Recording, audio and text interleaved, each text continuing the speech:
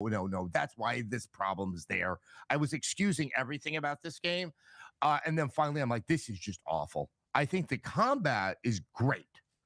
But I think we should review it because I don't think I've had a game tear my heart out the way that Andromeda did. And it wasn't the glitches. It was just a bad story that with dull characters that, I don't think it shouldn't, because it's called Mass Effect, get out from under the shadow of the trilogy that preceded it.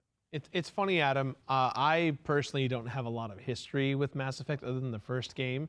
And when everyone talked about how bad it was, I had no interest in watching it. But your sentiment that you just shared, Adam, makes me want to see the X-Play review that you would theoretically make, because you obviously are speaking from a place of true passion. Great love. And great love, yeah. Great pain. Speaking of great love with the internet here, The Legend of Zelda Breath of the Wild. This is a no-brainer. I feel like we have to talk about it, right? I mean, everyone wants to we just talked about cooking. That was a game with cooking in it and stuff. Yeah. That's true. So, hot take, I didn't like this game. Okay. Yeah. Okay. Okay, so I am really partial to the argument that it was a good game, but it wasn't a good Zelda game. I love the Zelda franchise. Majora's Mask is my jam. Although, again, controversial, I do think The Wind Waker is actually the best Legend of Zelda title. She like all the different Zeldas. Yeah. Like, I think it's Wind Waker, Majora's Mask, and then I'll take A Link to the Past, and then I'll put Ocarina of Time. Come at me! You can at me. It's at Foreskin. Good luck spelling it.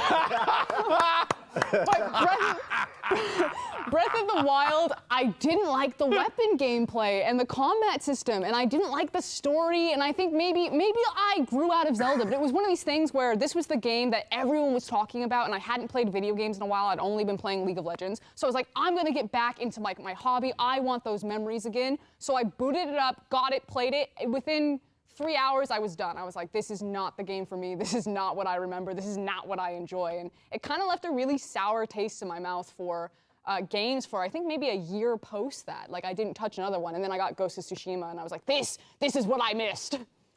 I think the game is great, but I don't really feel the need to revisit it because, like I said, I already thought it was great. And also, I'm gonna be honest, I'm just not in the mood to do any puzzles. So let's not vote for this one, chat, because like, mentally, I'm not there right now. I'm good. I've spent well over 500 hours of my life in this game, so I'll Adam, you can be the one to play it, because I know that you've been talking about it a lot as we've been kind of preparing for the launch of G4. No, it's funny. We actually did do a video about this months and months and months ago. Nobody watched it, so we should probably review it again. But I'm kind of with Okake. I don't want to do the puzzles. I gotta say, I'm with Frost 1,000%. Wind Waker, Link to the Past, and then Ocarina. I don't have any animosity towards Breath of the Wild. I was just not terribly fond of it. I thought it was doing the game needed to change. I think that like it was becoming a little bit too obvious, each iteration, especially with Birds in the Sky. I always forget what that one's called, Skyward Sword. Reminded me so much of Assassin's Creed. That it was like, it was what the game, like the framework of what the game could have been, and then you just needed it. It was like the first demo with of less what it buildings, could be. yeah, I could see that. Yeah. It was just like, this is the demo or the technical demo of what this technology can do, but now it's actually put like a better story in. It's like when the pendulum swung from old Zelda to something different, it swung so far where it's like, oh, let's get rid of the story. We'll be that different. Okay, that's not a good idea.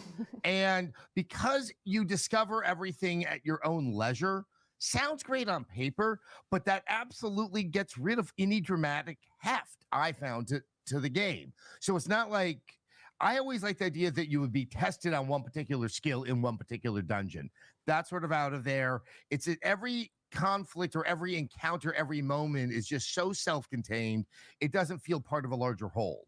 So it's kind of like going to a really interesting toy store that just has a bunch of toys, but they didn't organize it in any kind of sensible way. And so you might just come upon something you like, but you're not going to be guided towards it. Next up on our list is Dream Daddy, a dad dating simulator. Now, this was This is such a good game. if we do review this, it cannot be me because I'm really good friends with the company who made this. This is made by the Game Grumps. This is their company. So this is What a convenient alibi. I mean, look. Wait, are some of the characters based off of you? No, not at Because all. I get strong daddy energy. Vibe from me? Yeah, I get the energy. Thank you. I'll Yeah. take that. So I'm the only one that have no clue what this game You've is. never played this game? Nah, Oh, it is it looks so hot, good. though. It looks hot. Oh, horny on main for sure. Oh yeah, I got the baby oil out right now. So the premise of the game is that you are a single gay dad with your teenage daughter, and you are moving to a new place, and you're trying to make friends, and then all of these other horny dads are ready to throw down. You got the bad boy dad, you got the good boy dad. Who's the final boss? Dads in general. I can't say that on television. Dad mods maybe? I don't know. And it has cute little mini games. So it's not only the dating sim, but they'll have like tiny little mini games, like if you go to a restaurant or things like that. So it does have gameplay elements in it rather than just like a choose your own adventure.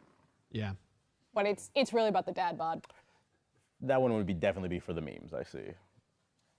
It's a good game. I don't know, Adam. What do you think? I would love to review this one. I remember when this was coming out, and I think they were delayed by 24 hours, and the internet decided to take a dump on the devs, and I felt terrible about it. It sounded really interesting. I just don't do the dating game thing, but I gotta say this one, because of its unique take, and I know a handful of dads who are in the situation of the father inside of this game. I think it would be. I guess can I call it a hoot? I think it would be a hoot. You can call it a hoot, Adam. Up next, more games we may have missed. Stay tuned after the break. Woo!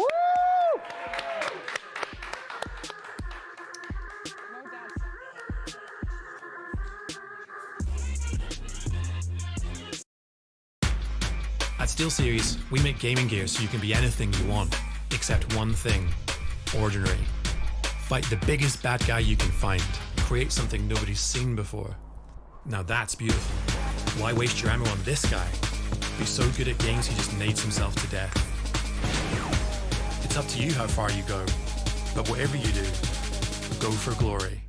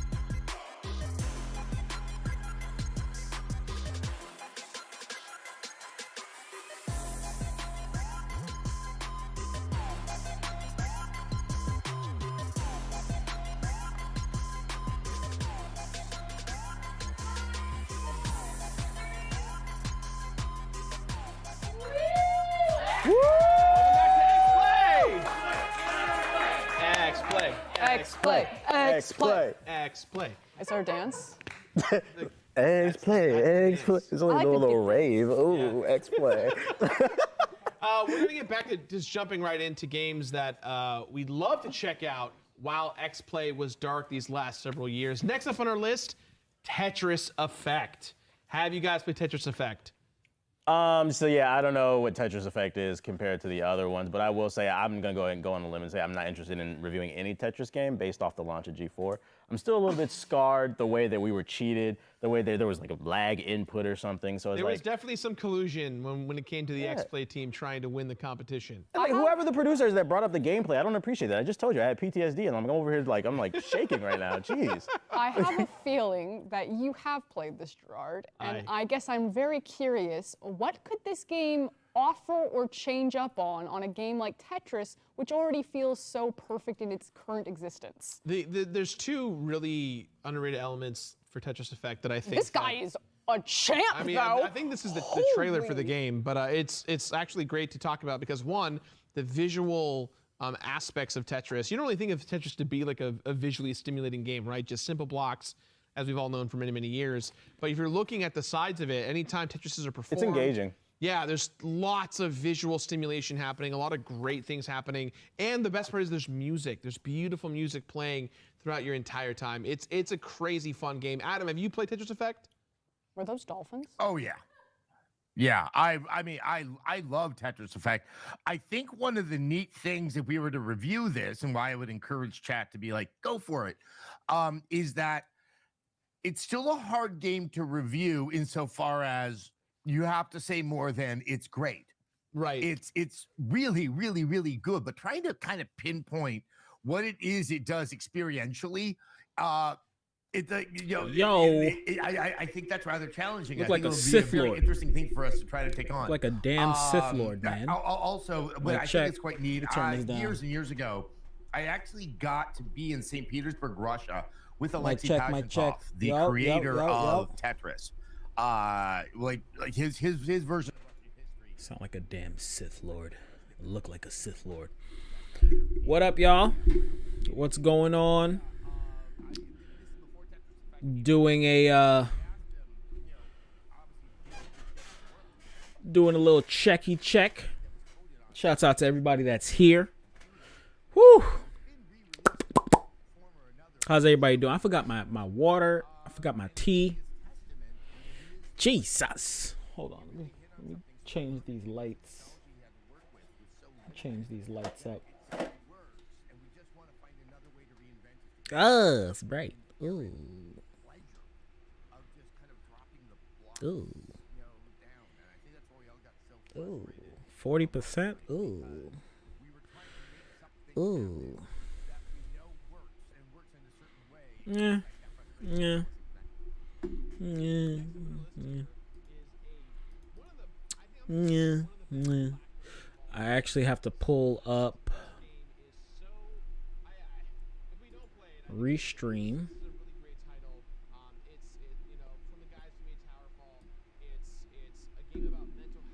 on this side. Over yonder.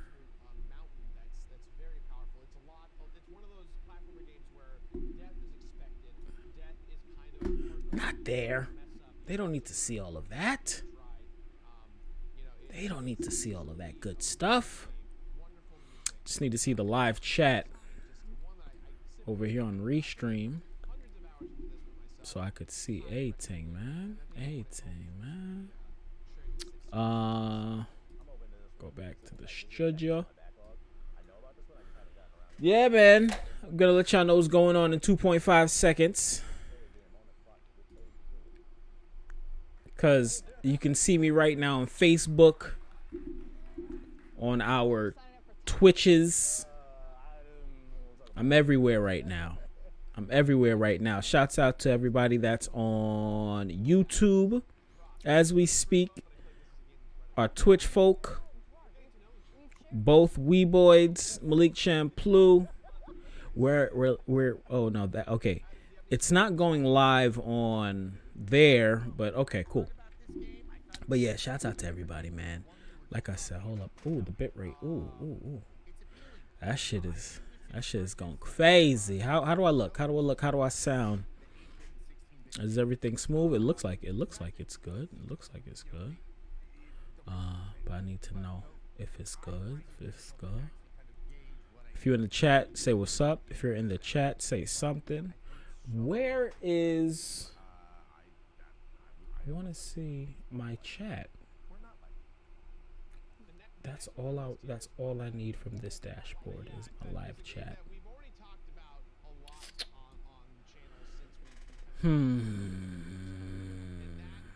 Josh. No, Emily. For those of you who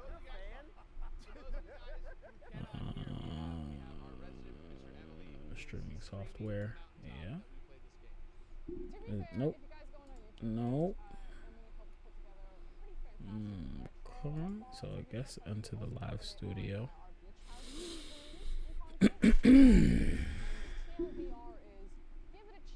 Oristurim Studio.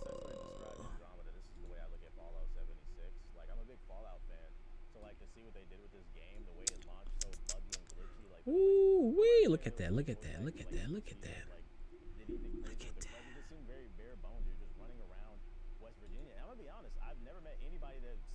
Unable to process the cameras. You don't need to process the cameras. You already live. Yes, I want you to load all of my chats. There we go. There we go. That's all I need. This is the chatty desu. What's going on, guys and gals? It's the Otaku MC, the Shogun, the Rap Games, Akira, Lord CHAMPA himself, Mighty CHAMPA. I should check my audio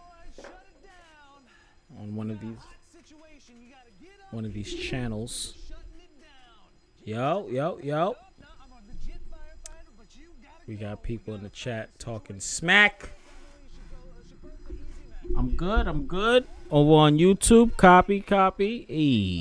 Who is that? I can't even see who that is, but whoever it is, blessings. Welcome back. Yes, yeah. Oh, is that Julie J? That's Julie J. Is that J Dot? So, tomorrow, December 1st, I've been gone for a good week, 2 weeks. Been handling a lot of business, taking care of a lot of stuff, trying not to hurt people in the process. I'll explain that in a second, what I mean by that. Nothing bad. It's just, people moving slow when it comes to getting things done, man. It's like, come on, son. We got shit to do, son. Okay, so the Weeboids. All right, the Weeboids Facebook page is lit. That's loaded. All right, so right now I'm on Restream. Weeboids is officially back. This is the over 9,000 stream. Over 9,000 meaning we're testing out. Restream.io, the official professional program for Restream.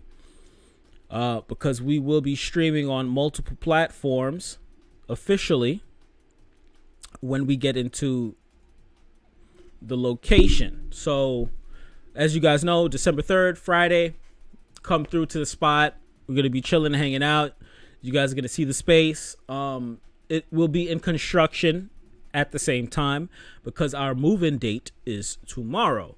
I got an email, so I have to go talk to these guys. They want to have a full-fledged sit down with me tomorrow. So Julie J, if you can hear that, I'm gonna let you guys know what's up with that. We may have to push everybody coming through to Thursday, but they want to have a sit down with me, lay out all the rules and regulations. They said they need 2 hours of my time, and that's around 2:00. So I don't get my keys and stuff until after 2. Okay, but anywho's. New spot, we're in there, and one of the main things that we'll be doing is streaming on all platforms, which includes Facebook, our Facebook pages, YouTube, all of our YouTubes. So my YouTube when I'm streaming, Weeboids YouTube as well, all that good stuff. I gotta get the links to the YouTube for Weeboids because we don't have a lot of followers, so it's you can't just type it in, like you can't just type in Weeboids and find it basically. Yeah, okay, there we go. Now you're popping up, ready to get this bread. That's facts. Ready to get this bread. Now I can see what you're writing. Now I can see it. Yes, ready to get this bread. But in all honesty, where's nigga? I just had my jack. There you go. And this always happens. Anytime I go live, now people want to message me. I hate that. I hate that. I hate that. It's like, dude, chick, come on, son. Come on, son. Shit is freaking annoying, man. Anywho's, we out here, and I'm testing out this new restream program that we just got. And so far, so good. So far, it's good. I don't know about the internet in the place. You know, we're gonna have to install that ourselves, get our own business, line in there, internet wise. So we're not worried about these fools in there. Yeah, there's a lot to talk about. There's so much to talk about. I hope I'm not clipping. I hope I'm not too loud. I'm gonna triple check, ultimately double check, super duper mega check, all that good stuff. You feel me? I gotta keep talking because I gotta check and see. Oh, I sound perfect. I sound great. All right, that's all I needed to know. Yeah, so we're everywhere. We are everywhere. YouTube, Twitch, multiple streams will be going down. Myself, my staff will be streaming. We have various programs ready for you guys, okay? We have a lot of stuff ready for you guys. As you can see right now, I'm watching G4 TV's streamer squabble, but you know G4 TV is back, man. And it's crazy because last year, right before Thanksgiving, this is before Thanksgiving, this is when we were recording the Lord CHAMPA show. Oh no, we started recording the Lord CHAMPA show at my house. We started recording it at my house in February of this year. This nigga Cassim, he's an idiot. We started recording that this year. So this was before the G4 Thanksgiving, and I was talking about it when we were just doing regular Lord CHAMPA show episodes online, and I was stating that, you know, when things open up, plan on changing, you know, the format of Weeboids, and it's basically what G4 is doing. Literally what G4 is doing. The only thing that we're doing differently, opposed to what G4 is doing, is we're going to be talking about anime, cosplay community stuff, the Japanese community as well, actual sensibilities and the culture itself, not just weeboid stuff. Well, not weeboid, weeaboo otaku stuff, you know, more than Naruto running in the streets like a weirdo, shit like that. I'm gonna be funky with you guys from now on as well. I am not holding my tongue back. That's something I realized. I need to stop holding myself back, for, you know, off of the strength that I don't want to hurt anyone's feelings. I'm not about hurting people's feelings, but I'm also not about being around people that just make me uncomfortable. Sorry. Not sorry. You know? And shouts out to my squad, my team that's going to be pulling up. That's going to be coming through, the official staff. One person in the chat right now is Julian, excuse me. I keep saying Julian. My bad, Julie J. It says, yeah. It's a free country. We're living in a time where, you know, being your authentic self ultimately gets you what you want, where you want to be in life, which is the whole point of being a Weeboid. I grew up, you know, I can't even say middle class, man. You know, we struggled. My mom, single mom, 3 kids, living in the freaking projects. Didn't hang out with the thugs and the gangsters. Barely went to school. But I love video games. I love anime. That was my comfort zone, my safe haven. But I wasn't how you guys are. Like, talking to people my age that are otakus, cosplayers and stuff like that, I'm just like, yo, I don't know what the fuck is up with you, but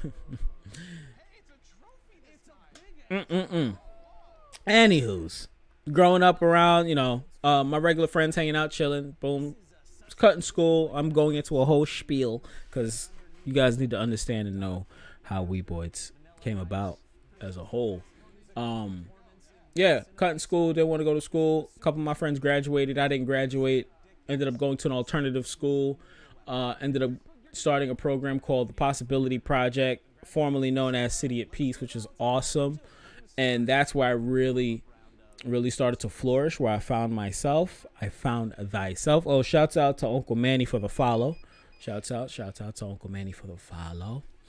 I ultimately started finding myself, and I was always the type of person, oddly, who knew who he was. I always knew who I was. I was always a nerd and a geek, but I will beat your ass. I'm not afraid to fight people. I don't want to fight. There's a difference between not wanting to fight and causing problems. I say that all the time. And I was that person. I just didn't like to fight, that didn't want to fight. But when it came down to it, nigga, we got to scrap. I'll give you an example of that. I remember 2000 and I want to say 10 or 2009. This was before I met my daughter's mom. So 2009, was hanging out with a whole bunch of underground kids, you know, musicians and shit like that. Okay, cool. Making sure my audio is on point. Yeah, hanging out with these musician kids. One kid from Morocco. Shouts out to a Shelly, wherever you are, brother. I hope you're doing good and well in life, man. I really do. A Shelly and that whole group of people hanging out with these fools. And this is when I was going to the studio to record my musical projects. And these motherfuckers was just egging on some folks across the street for no fucking reason. So they came across the street, started fighting. I never forget that. I was knocking people. These dudes can't fight. And I'm not talking about the guys that came across the street and started fighting. I'm talking about the guys that were popping shit that I was with. They couldn't fight for jack diddly squat. They getting smacked up. I'm standing on the side. I'm like, yo, what the fuck? Had to help these fools out. I had to help them out. I'm knocking dudes out, white dudes, flinging bodies.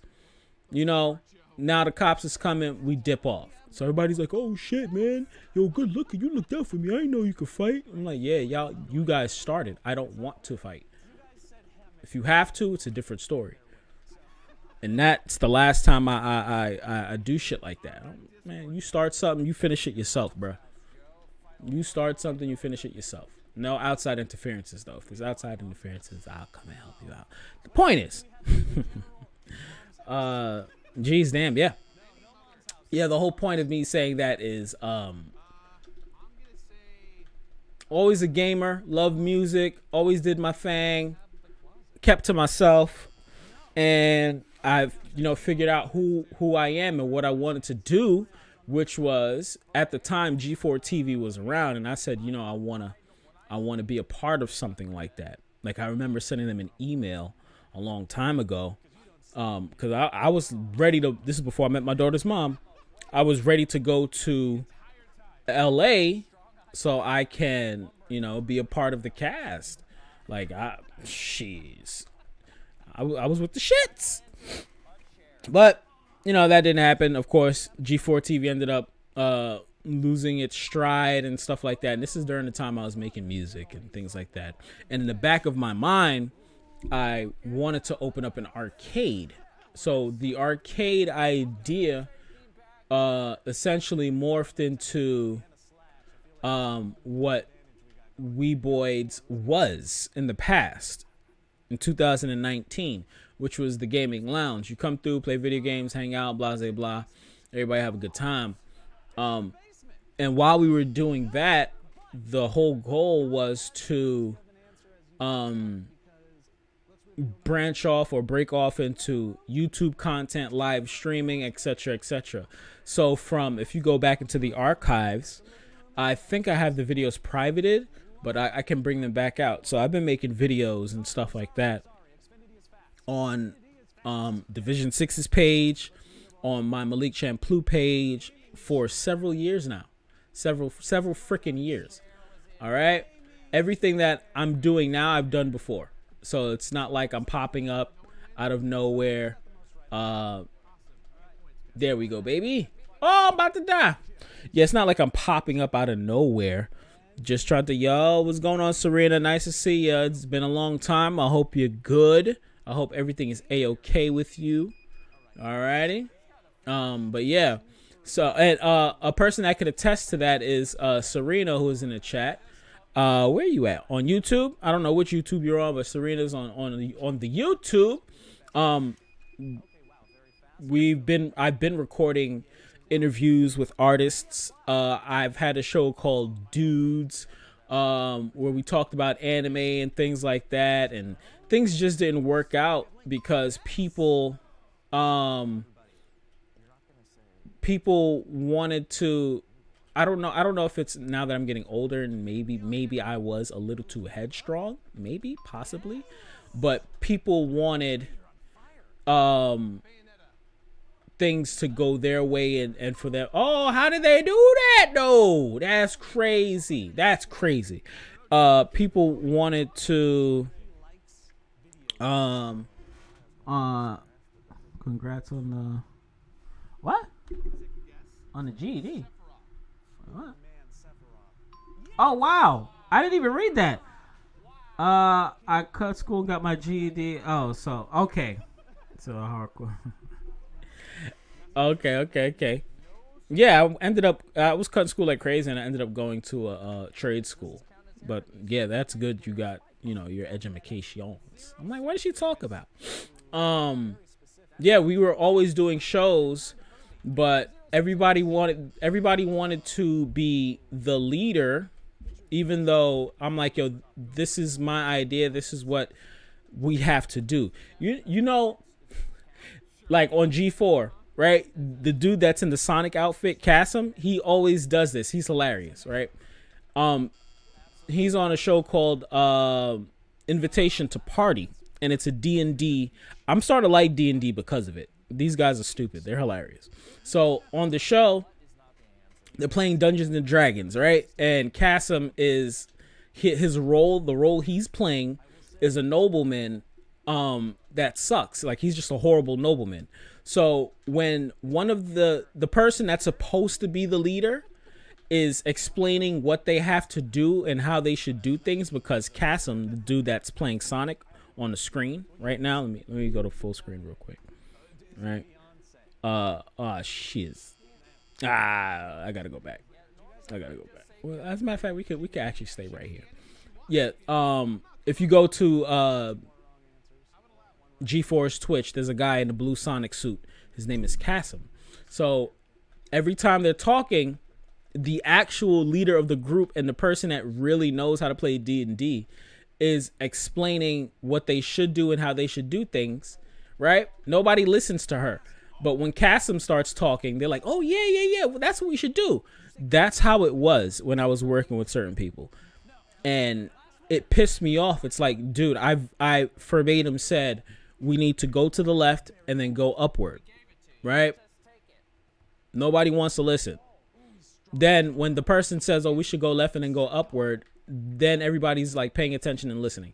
I'm like, yo, I don't have time to be around people like that. Because like, all of these ideas that I have, like everything we're doing is basically my shit, my ideas. So we got to get it done. I ain't got time for it.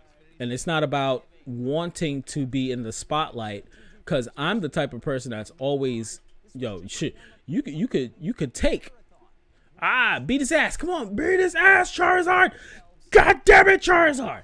I'm the type of person that's like, yo, you can have all the accolades. Just get this shit done. And get it done properly. So when things aren't done properly, I get extremely aggravated. So when we were doing a lot of Division 6 stuff, a lot of things weren't getting done properly. I lost hundreds of dollars. Music videos weren't done. Personal life stuff came about.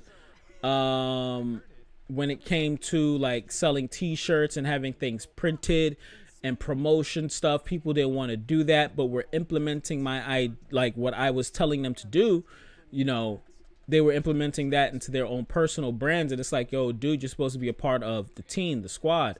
You know, we're supposed to do this thing together. But motherfuckers only cared about themselves. So that's why I stopped fucking with people. I stopped fucking with people. People want people want the reward, but don't want to put in the work. That is very, very, very, very true. And I feel like, I believe and I know that all the BS that I've been going through, it's just been testing me to have thicker skin, you know, to be more of a leader in certain aspects and situations, because I have a lot that come on. Did we get Zapdos? Hell no, we didn't get Zapdos. We did not get that. Shit, we lost. So that's just been gearing me up for the Weeboid stuff and things like that. And even when we started Weeboids, you know, I'm gonna put it out there. I'm gonna definitely have it. You know, I'm about to air shit out right now. Why did they quit? They're pussies. They're pussies, man. Hold on, I gotta go grab my tea.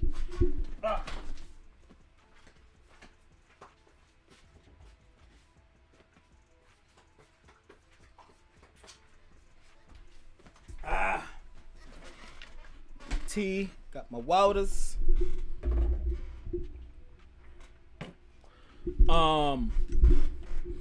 And like, it's like the man upstairs is always like, yo, have you learned your lesson? You know how things should be working. You know how things should go.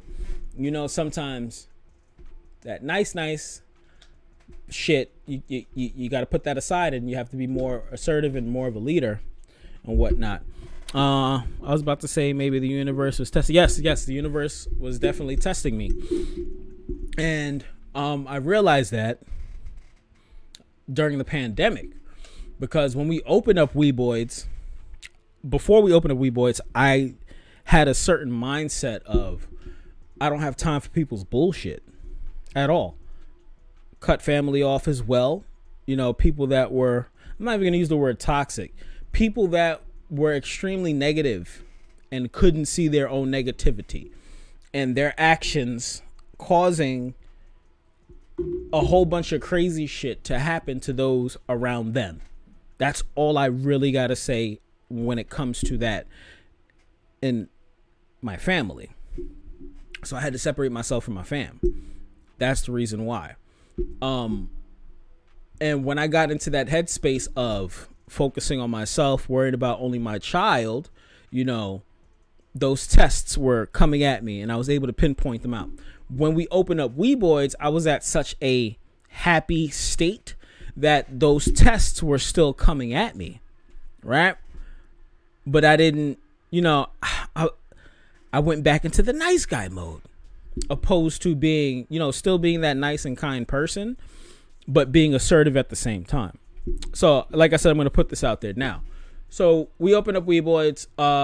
One of the gentlemen in there was homeless, but he had invested into the old Weeboids. So I was like, listen, you can stay here, okay, for the time being. Whenever you know you're closing late, I choose my words specifically. So when people try to say, no, you didn't say that, you said this and that, I choose my words very carefully, because for many years, people love to say that, oh, you said this and that. All right, Serena, you remember who I used to deal with? And I'm not talking about my baby mama. I'm talking about the other person who needs not to be named. This person would always say, but you said this and that. I would choose my words extremely carefully. So, I learned from that situation.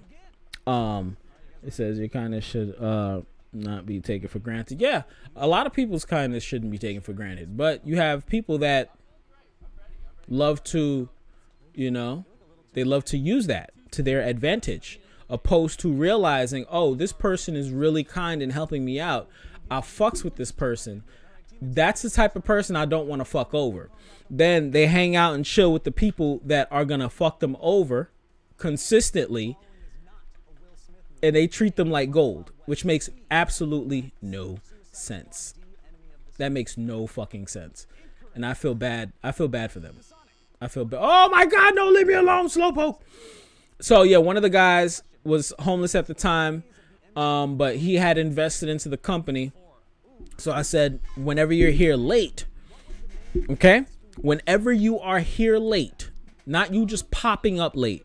Whenever you're here late, like you come in and then you like, let's say we're streaming or something, and then you're staying late. It's 2 a.m. You can stay here overnight. That's fine. Okay? Not you popping up after you're hanging out with your peoples and then you don't want to go home. That's a different story. No. So, dude, that's what ninjas would do. They'd pop up super duper ultra late and then sleep over in the fucking spot. And I'd be getting emails of them saying, yo, what you're doing, you can't do. You can't fucking live here. And I'm like, nah. We're not living there. Nobody's living there. It's that, like we stream overnight. Okay? That's what it is. So we stream late. These motherfuckers weren't streaming.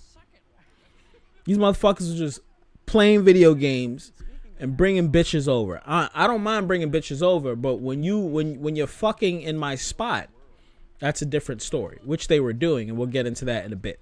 Okay? So I told homie that, and then I told the other person who was the main issue. I was like, you only live 2 to 3 stops away from here. You do not have to stay here. You can go home. Only one person has the right to literally stay here overnight. Only one person. And that's because where he was staying, because he was homeless at the time, but he was living with a friend. The friend lived extremely far. So I'm like, if you're here, you can stay late, right? And I know I'm repeating myself is because I remember repeating this over and over and over again. And it's like, they took it like, yo, you never said that. You didn't say that. And I reiterated myself several times over. All right. Another dude. Homie was stealing money from the safe, pocketing money. All sorts of shit, man. And I'm looking at the situation. I'm like, yo, he probably needs it, even though I know he doesn't need it. Because he's a working man. Mind you, nobody was getting paid. Nobody was getting paid. We were at a point where everybody that invested pretty much, it's like, yo, guys, let's build this place up. I was coming out of my pocket with my unemployment money because I was still on unemployment. And the whole goal was just to bring people in. Nobody was getting paid. It's like all the money we make, we just save. We do our taxes. We do what we have to do to get the spot up so we can get paid. We can get a bigger spot. Like, simple as that. So I'm putting my personal funds into the bank, right? Money's going missing. And I know I just put $130 in the safe. I know I just did. Why is there only $103 in here? What's going on? I know I don't smoke weed anymore. I know I ain't bugging. I know I'm not bugging. Yeah, motherfucker he was jacking from the fucking safe. Jacking from the motherfucking safe, man. So it came down to where I needed to see where everyone's head was at mentally when it came to not necessarily loyalty, because they were all friends. So that's your homie. It's if you can do business with this person or not, right? So it came down to where I gave one of the investors my key to the safe. And I said, yeah, man, because he was going away. He's going away with his family, whatever. And I'm like, all right, cool. Since you're going away, I want you to take my key. And he looked at me like, what? I was like, yeah, just take my key. I knew why I was giving him my key. He didn't know why I was giving him my key. No one else knew that I didn't have my key. Gave kid my key. He was gone for a week. I didn't worry about putting money in the safe and whatnot. I put like $200 in the safe. And then anytime the dude was there, I'd be like, yo, you can put this in the safe. So when he's there, I'm like, yeah, I don't want to, go get my keys and stuff. Like, he was close by. I'm like, yo, bro, put this in the safe. Right. So no, there was like a good $300 in the safe. I never forget that shit. It was $300 in the safe. Okay. I knew how much I put in there. Cool. Homie came back from his vacation with his family. We're all in the shop. I never forget this. We're all chilling and hanging in the shop. Everybody's laughing, giggling. So I'm like, all right, guys, I'm about to go. I was like, oh, yeah, yo, dude, can I get my key?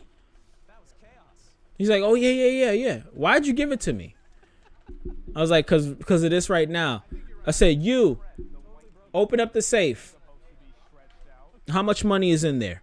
There should be exactly $348. Exactly that much money should be in the safe. There was only $100 in there. And it got dead quiet. Now, that's your people's, and I understand that there's nothing wrong with that. You know, hey, what's the saying? Birds of a feather flock together.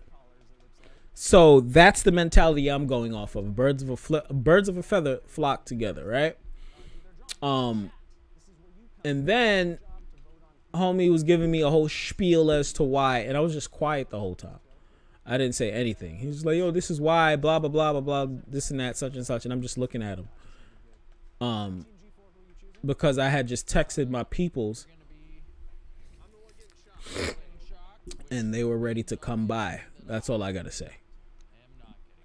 Okay? I literally had just texted my peoples because I already knew what it was. Right? So a homie goes, let's call number one and number two. Number two is the one that jacked the safe. And number one is the one. Yes, let's get it. Number one is the one that had my my key. So number one is jacker. Number one is jacker. Number two is the key holder. So number two goes, yo, let's go. Let's go to what's the name? Let's go to the bank real quick. I'm gonna pay you back. And I'm like, you can't do that. Like, people will use you like that, bro. People will use you like that. You're taking up for somebody that did some fuck shit. And in the long run, as much as you think that's just my money, he stole from you too, because you invested into the company. He stole from you too. He ain't give a fuck.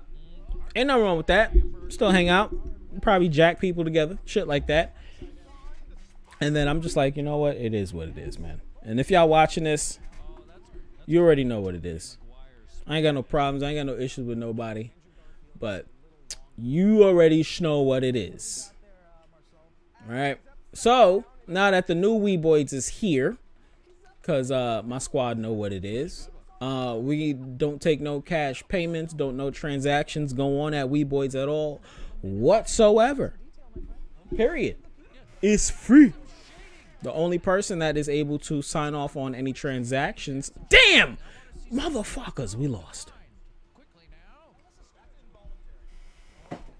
On any transactions is myself. And the only transactions we're really doing is getting vendors. That's it. We don't sell any merch. Like, we don't have our own merchandise and stuff like that. None of that shit. The only thing we do is we make our bread. I'll be on the lookout. Yeah, most definitely. Please. Because I don't. People will still try and take video games and stuff like that. Oh, that's another thing, dude. While we were in there, these motherfuckers. So I was talking to my lady, and this is why I need to stop listening to people. Okay? I think the first time or second time I caught homie, because it was like the second time. I said, yo, I got to get a camera in this motherfucker. She's like, why? 2 reasons. One, there was this one kid.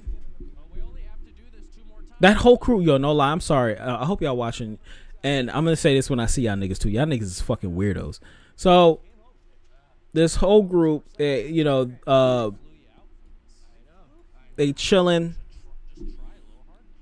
There's this one kid that came in. Homie hates women. For whatever reason, I never asked him why. But this kid despises women. Okay? He hates them. Okay? Loves to have sex with them, but he hates women. Okay? Any person that's like that, you need to like watch them because they're a little off mentally. Never forget it. Homie came through. I've been trying to work with this guy for years. He had kind of similar aspirations. Homie pulled up. He's like, yo, man, I can't believe you did it. I'm like, yeah, man, it took a lot of hard work. Blah, blah, blah. He's like, yeah, man. Yo, I hope you don't lose it. I'm like, what you mean? He's like, yo, right now I could act like I slipped and fell and I could sue you. I'm like, this nigga, what? I'm like, you right though. Even though there's cameras right out there, there's outside of our door, we had several cameras. But I'm like, you're right. So I had to install a camera. Hold on, I'm deactivating this for 2 seconds. Because you guys can't hear any of the sounds. Hold on. I need that Pokemans. Whew. Okay, cool. Alright, could close that. We could do this here. Close you, because we don't need it anymore. There we go. You guys can hear the sound effects now, right? I'm gonna pull this over here so now I can see what my squad is saying. Yay. Oh boy, this story, yeah. Oh, you don't even know this whole story right here, Julie J. You don't even know this one right here. So, homie said that I put the, oh yeah, you do know. You know half of the story, yeah. So I put the camera in the motherfucking place. I'm like, all right, cool. So what people don't comprehend is when I'm out, I'm not out chilling and hanging out. I'm going to various events and I'm trying to get us sponsorships. I'm trying to figure out exactly what I want to do. That's why I said, COVID, unfortunately, put things in perspective for me. Like I was able to navigate put things in perspective, what I want to do with Weeboids, etc., etc. So, homie, niggas was in there, right? And it says, I remember some people's in there. Yes, there you go. Thing 1 and thing 2. Thing 1 wasn't there. Thing 1 stole. Thing 2 wasn't there. Had my key. Thing 2, I let stay because thing 2 was homeless at the time. So I'm like, you could stay here. But that's only if. Anyways. So put the camera in the spot when I got shit to do. I go handle it, going to like various networking events. That's where I met one of my homegirls who is going to, I have to speak to her. Right now people are saying with my early ass. He's still good. One of my homegirls that I met at a networking event, she's a chef. She owns her own restaurant. And when I met her, I told her about my spot. I told her about Brooklyn to Tokyo. And she said, yo, why don't we have live sushi models? Meaning she was going to hire some girls and we can eat sushi off their bodies. Yeah. I said, word. She's like, yeah, think about that. That's cool. And I was like, hey, you know, and this is before the whole Me Too thing too. I'm like, you know, I don't know if people is gonna, you know, I don't want people thinking some crazy shit. But anyways, keep going on topic. I put the camera in the spot, and no lie, on Thursdays I'd have to go home early because I have to pick up my daughter on Fridays at 2 p.m. Okay? And so if I'm there late, mind you, I was living in Jersey at the time, so I would get home at 5 in the morning, my niggas. Okay? I was living in Jersey. I get home super late, but I don't like staying there. I don't. If I have to, if you ever see me staying there late, there's always a reason why. There's always a reason why. So, put the camera in the spot. I go home to Jersey. Cool, copacetic. I go pick up the kid. I come back, and the camera's unplugged. I didn't check it. Like, there was no need for me to check it unless they say something happened. But I'm not one of those guys to be watching motherfuckers, because I personally feel, and this is why that's a problem, I feel how you feel isn't always correct. No matter how badly you feel about something, it's not right.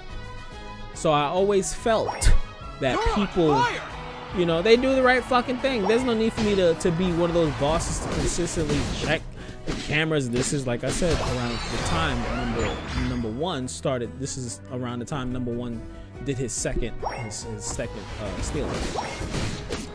So I'm like, why is it unplugged? It's like, oh, yeah, we had to unplug the lights, and I guess we forgot to unplug, you know, the camera and stuff like that. So basically, these niggas knew my schedule. Oh, he's not gonna come through because he got the kid and he blah blah blah blah blah blah blah.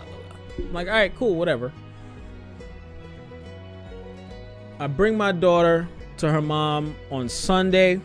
I say, let me check this motherfucking camera's unplugged again. I said, you know what?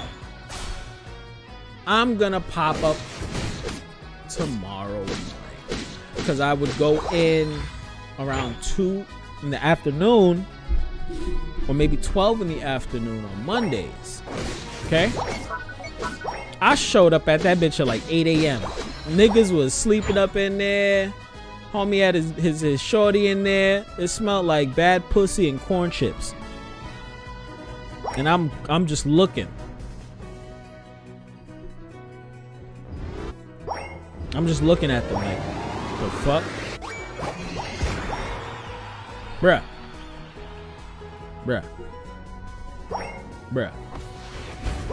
Come on, son. In there look like shit. In there smell like shit. Cameras unplugged. Come on, my nigga. Come on, my nigga. So shorty, who I literally no longer speak to her. I remember I was talking to her. I was having a conversation over, you know, during COVID-19, and I was checking in on everybody, making sure everybody was good. She was one of those people because I know she suffers from depression, etc., blase, blase, blah. So I'm like, yo, I hope everything is good with you. She's like, yeah, everything is going fine. Life is going good. And I'm like, all right, that's good. That's good to hear. And then we got into a conversation about zodiac signs. And I was like, yo, Aries women are very selfish and only care about themselves. And they do anything to get their way, and they could care less about anyone else. So she's like, that's not true. And I'm like, yeah, that's true. She's like, I've never been selfish. I've never done anything that was messed up to you, blah, blah, blah. I'm like, yo, shorty, you consistently come into my lounge, and instead of paying $30, everybody, I need you guys to listen to this logic, okay? Because I never understood this. And this is the mentality of people. This is the insane mentality of people. People will say, yo, I can't come through. I'm not gonna come through. I can't support. I don't have the money, right? And I say, all right, yeah, it's cool, no problem. Just pull up, you know, enjoy yourself.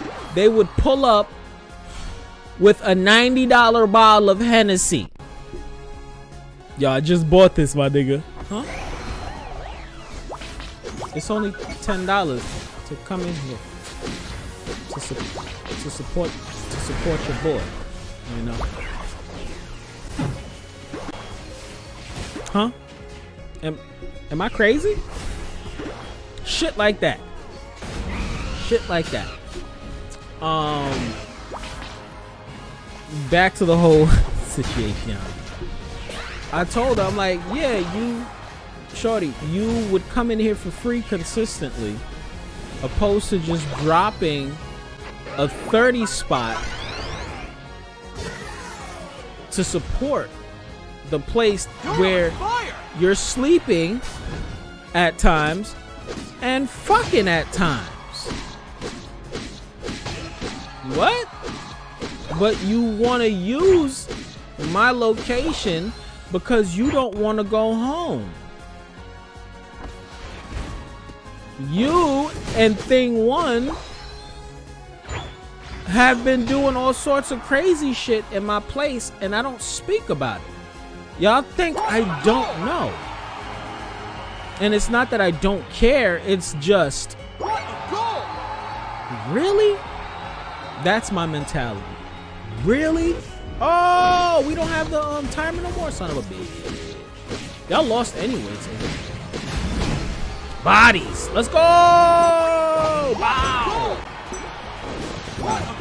I'm like, yeah, you and this dude have been violating, and y'all think I like don't fucking know? Like what? They think I don't know.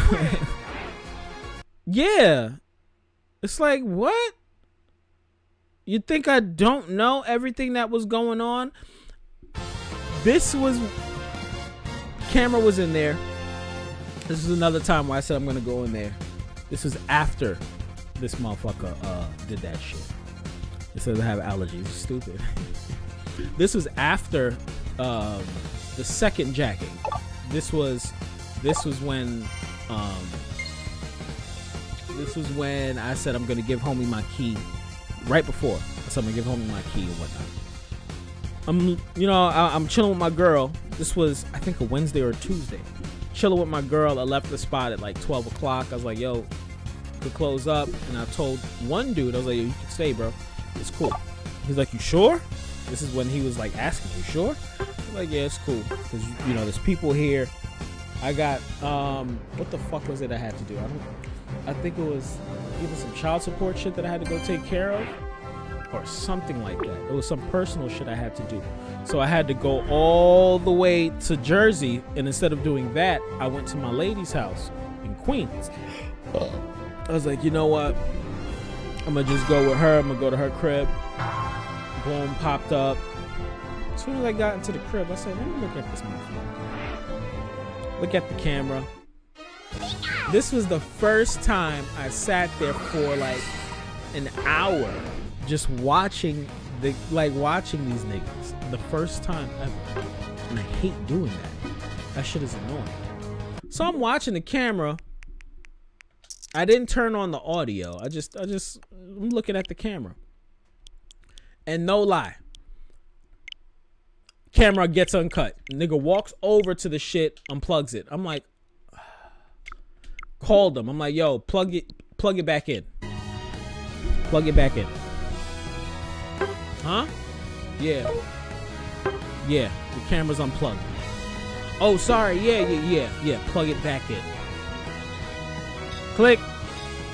And if you're watching, you remember. You know I ain't fibbing. I'm telling, I'm speaking on some shit that motherfuckers don't know about.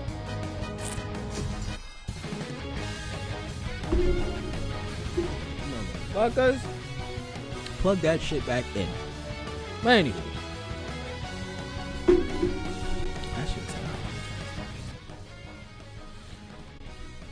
The whole point I'm trying to make is, I left soon after you did. Was it? It says, what's his face wanted me to go home anyway. You know, I wanted to stay. Oh, I know what you're talking about. Was it that time? Did I have my camera in there at that time? When you guys came? Was it?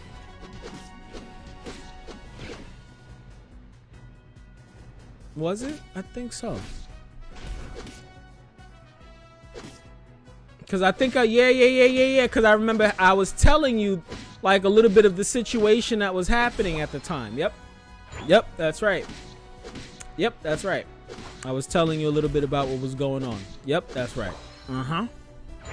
Yes. Thank you. But yeah, I was like, oh wow, that's crazy, son. That's crazy.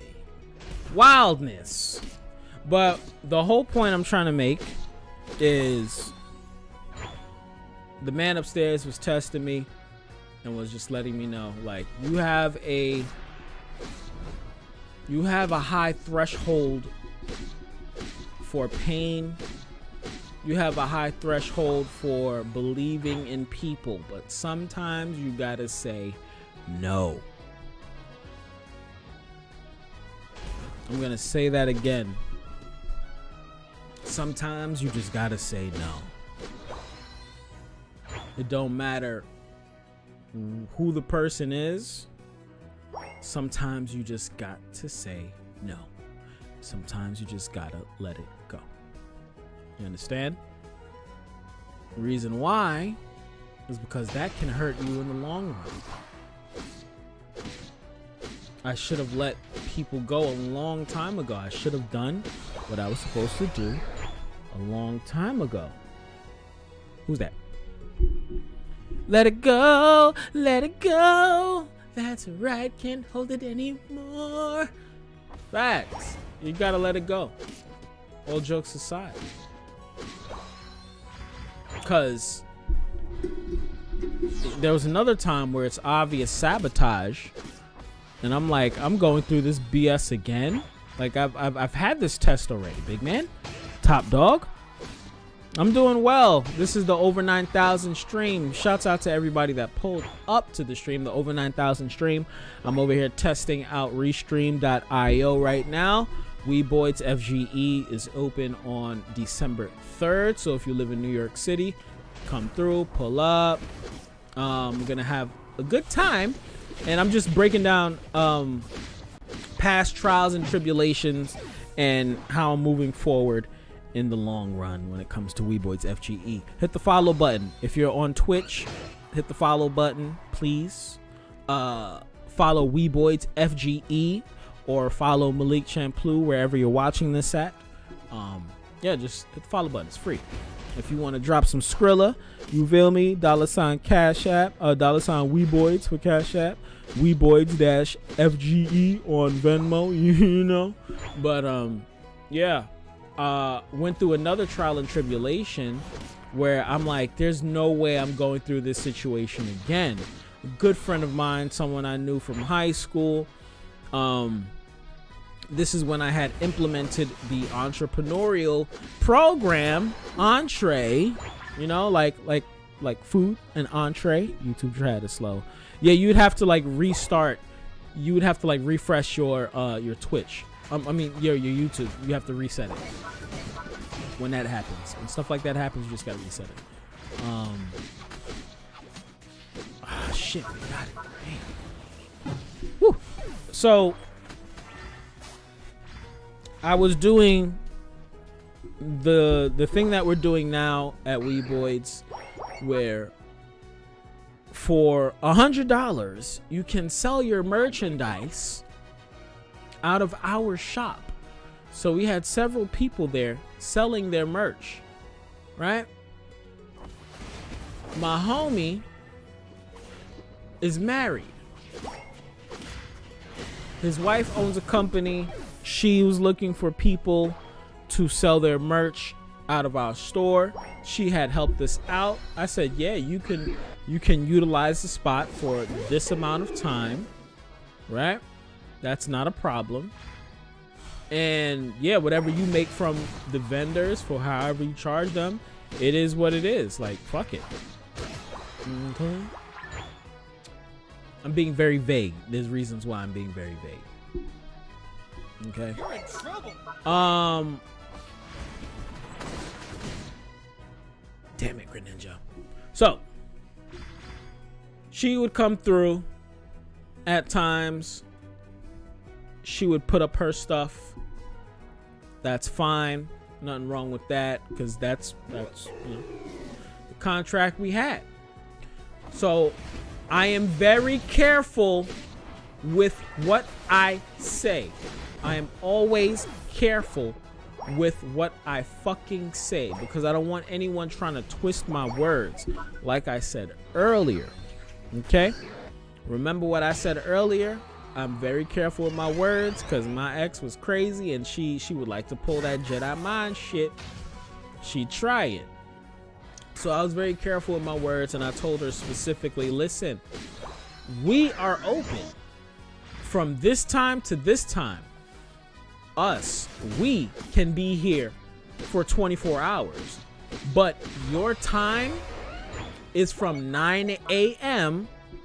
to 4 p.m. The reason why it's from 9 to 4 is because Auntie next door, who doesn't like us, there was this older lady who would always get mad at us because we would make too much noise, even if we didn't make noise. She'd be like, oh, you guys are making too much noise. We'll get into that a little later, man. These are old Weeboids stories. This is old Weeboids stories, man. Shit's is funny. So, shorty, I told her, you know, this is your time. This is the only time you can be here. That's it. You can't be there later, blah, blah, blah, because we open at 5 o'clock.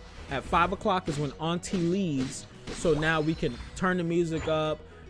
These are our hours, because she is no longer here at 5 o'clock, but she comes in at 8 o'clock or 9 o'clock in the morning.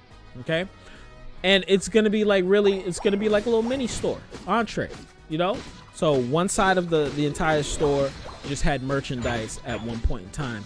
And then the centerpiece, Serena, I know you remember that. The centerpiece had like, had nail polish, had fucking, what's those things called? Had body butters, my homie's body butters. It had his body butters at the time and whatnot.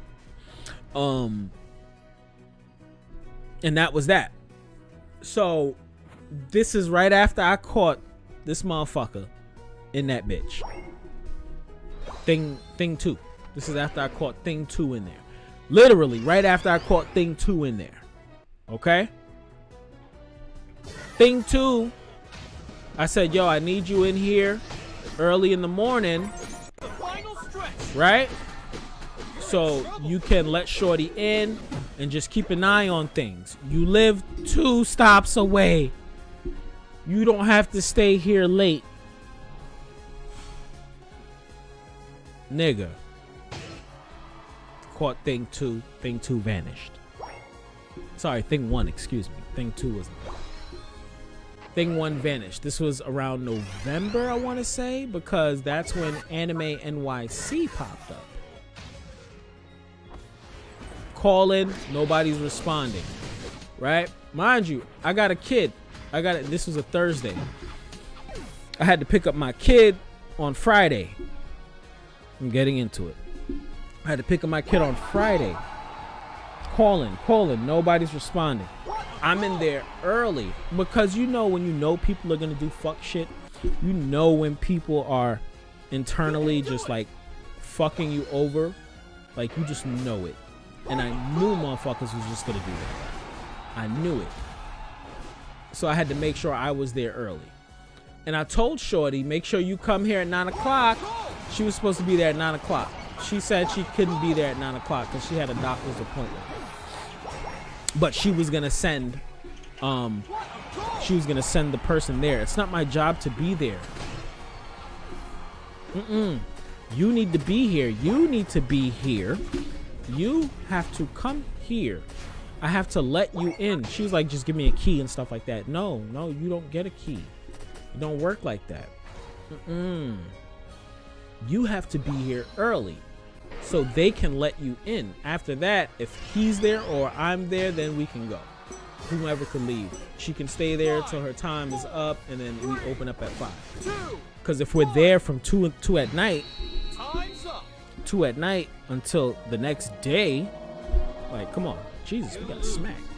I'm not even playing the game properly. If niggas is there from 2 at night or 3 in the morning or maybe 4 in the morning and then having to let her in, that shit is time consuming, right? Remember that? I'm talking about the whole situation that went down with the money stealing at the shop. And I told you when my friend, the dude that was selling his stuff in the shop, did I tell you that?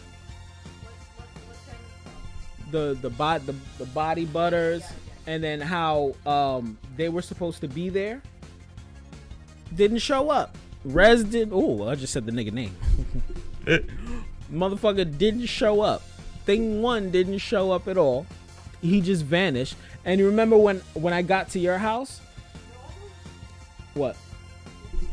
There's always something. Yeah, I'm talking, like, we're literally talking about that now. And we're talking about, like, people taking others' kindness for weakness. Because I'm a very passive person. And I remember having a conversation with you. And I said I should whoop his ass. And you said, no, don't do that. Yeah. And look what talking got into. I lost hella money. So that day when I had to go pick up Harmony, my daughter, right? Thing 1 didn't show up. So my friend, my tall, bald friend, we're not friends anymore. And I'm like, I didn't do anything wrong. So I was explaining to him, I cannot be there right now. It was like 12 o'clock. I had to pick up Harmony early, like early. Remember when she was younger and I had to get her earlier? I had to be there at like 12, 1 o'clock. She was getting out of daycare. So I would have to go pick up my kid. I have to be there early. I'm there waiting at the shop for the girl to come. She never came. All right. Shorty never came. She messages me. She said she had a doctor's appointment. I'm like, yo, I got to go pick up my daughter. So now when she gets there at, I think like 1:30-ish, blowing up my phone like, that's unprofessional. You're not supposed to do that. I'm like, but I told you to be there earlier. You didn't show up at the time you were supposed to be there. Yeah, but I paid you for this and that. Yes, you're supposed to be there at the time you're supposed to be there. Where's everybody else? This person, I'm having problems because he was stealing money. I caught him in here fucking sleeping with his chick. When I came in, he vanished. The other guys, not here. One dude is not here. And the other guys, they're not here because this was Anime NYC. Everybody was going to the anime convention, right? No, not because of me. I was very upfront with everything. I said the way your wife was acting, she was going about things unprofessionally. I never told your wife she had 24-hour access to our store. She has from 9 a.m. to 4 p.m. Yes. From 9 a.m. to 4 p.m. After that, we have to run our business. So we can't have you in there trying to solicit and sell. No. Early in the morning is when you take over. You have all of that good stuff. No, there's no hustle. Right? He's like, nah, I don't want to hear that, man. I'm getting texts from 2 people at the same time. He's like, nah, I don't want to hear that. That's unprofessional, bruh. Like, fuck out of here. I'm like, that's not unprofessional. Your wife is taking the information that I gave her about our spot and thinking it's for her. It's not for her. I just told her what we can do. And this is what you can do off of the strength of us. I am very careful with my words. You say it all the time. Why you always talk like that? I'm very detailed with what I say because I don't want people getting shit twisted. He said, nah, fuck out of here. Fuck out of here. The guy that was, the husband. He's like, nah. We want our refund back. I'm like, oh, here we go. Yep. I said, all right, no problem. Cool. Went in there. They took all their stuff back. Then put in a complaint on PayPal. And I'm like, this makes no sense. I have to give back $500, use an entire month. I have to give you a full refund. Everything that you're saying in the statement is super not true, but it's whatever, man. It's whatever. And that's his wife, so he's gonna take her side anyway. So I didn't even bother it. I didn't even. There's nothing I could do about it. Nothing. So that was another test when it came down to the man upstairs letting me know you should have gotten rid of this ninja a long time ago. You shouldn't have done business with certain people when you know they're not capable for the job. Like when you know these things, you gotta let them go. Happened on Twitch. No, it's me. Oh, okay. Yeah, Twitch, it's way better on Twitch. YouTube is trash.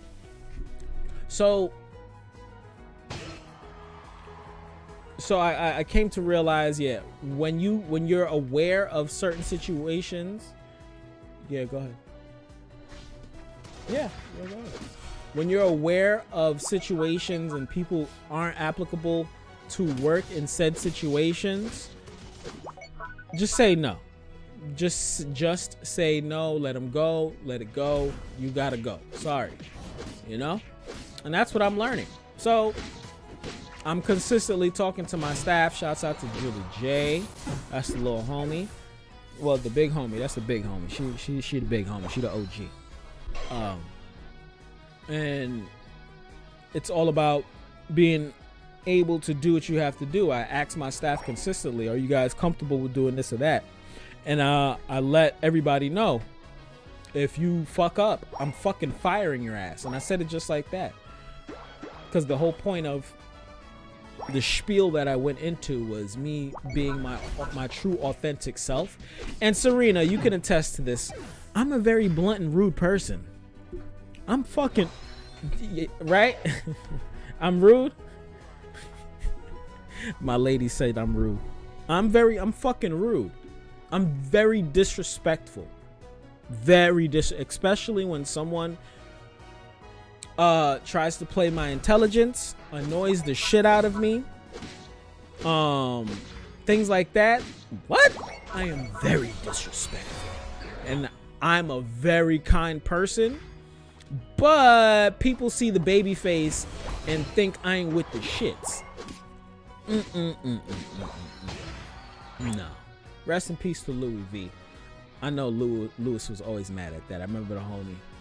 He tried to test me one time. Punched the shit out of him. I don't give a fuck if you a Latin king, nigga. I don't care. You're not supposed to do that to your mans, nigga. Period. Clocked him. You're not supposed to do that to your mans. And over time, I've become very civilized. The sarcasm is still there, but I've become very, very, very, very passive. Man, fuck that passive bullshit. Fuck that. Fuck that. You do some dumb shit, you say some dumb shit, I'm going to roast you. I don't care what the fuck you are, who the fuck you are. I don't care what walk of life you go by. If you say or do some stupid shit in front of me, to me, well, you can say it to whoever else you want, to anybody else, as long as it's not to me. If you're not saying it to me, I don't give a fuck. This ain't no dumb shit to me now. What? Like I said, Serena, you know what I'm talking about. I don't know if you're still there. I don't know if you're... I'm getting jumped! Bombaclat! Yeah, I don't know if you're still there, but back in the day, niggas, man... My niggas would always say, yo, you don't have to say it like that. You're in trouble. I don't have to say it like that. How am I supposed to say it then? I'm supposed to allow and let this person walk all over me? You think I'm stupid? I'm not getting to a physical altercation. If somebody's speaking to me a certain way, I'm not gonna be like, oh, I'm sorry. I'm not gonna be timid Timmy. There's a reason why I call myself Lord fucking CHAMPA, nigga. Take no fuck shit. That's right. 2022. No bullshit from nobody, bruh. I don't got time. I don't got time for it. I got money to make. I got a kid to take care of. I got to take care of my own life as well. I am not nobody's parent besides Harmony Hikaru Sanders. I'm not even going to say the lead part. It's the only person I should be taking care of. Everybody else, y'all ain't kids. The fuck? So yeah, those are the past stories of oh, this nigga ran. Yo, he dipped. Yeah, those are the old stories of Weeboids past, man. And why I have thicker skin. Why I'm going to be acting a certain way, because a lot of people are gonna say, oh, why are you acting mean? I'm not acting mean. I am mean. Oh, I tried to run. I like that. Yo, he put up the barrier. Yo, that was it. I like that. Yeah, I'm not acting mean. I am mean. Don't let the baby face fool you. Shit, I went to a whole fucking rant, man. Got a lot to get off my chest, man. Got a lot to get off my motherfucking chest. Yeah, 2022. Got my squad with me. Yeah, if you guys aren't up to standard, I will fire your ass. I don't care. Call me mean. Call Department of Services or whatever the fuck you want to do. I don't care. I will have everything recorded and logged because we got shit to do. We got things to take care of. One thing, and that's how I'm handling these vendors. It's like, yo, you got a deadline. You have to be on point because you taking your time, and this is, I was waiting to go live on stream to talk about this, right? I love my people so much. I love my people, man. I definitely gotta record this. I gotta record on this one. I love my people. The whole point of everything that I want to do when it comes to The final stretch. You're in trouble. When it comes to having entrepreneurs sell their stuff, I want it to be minorities and mainly my black folk. But I'm starting to realize niggas love to get over on kind people. Niggas are always trying to get one over on niggas. I'm just thinking how I'm being called that now. Oh! Wow! Bitch! Hold on, I gotta read that in 2.5 seconds. Let me kill this fucking nine tails. Nine tails. It says yes, disrespectful. I'm a yeah, I don't know. Don't give up. I don't know. Niggas are always trying to get over on niggas. From the stories that I was telling y'all just now, going into how I'm talking to these vendors and treating these vendors. No disrespect to the vendors, but I tell them I got a lot of shit to do, and I can show y'all messages. I got stuff to take care of. I don't have time. Law enforcement are beautiful. Hey, if it comes down to having to use 512, whatever they're called nowadays, you gotta use 512. And I'm like, fam, this is the situation for some hoes. 3, 2, Make sure you hit that follow button. So I'm talking to vendors. Everybody has a deadline, a specific deadline. I do not take deposits. Everything has to be up front. Let me ask you guys and gals a question. Anime NYC pops up. Get your tickets now. Can you put a deposit down for your tickets for Anime NYC?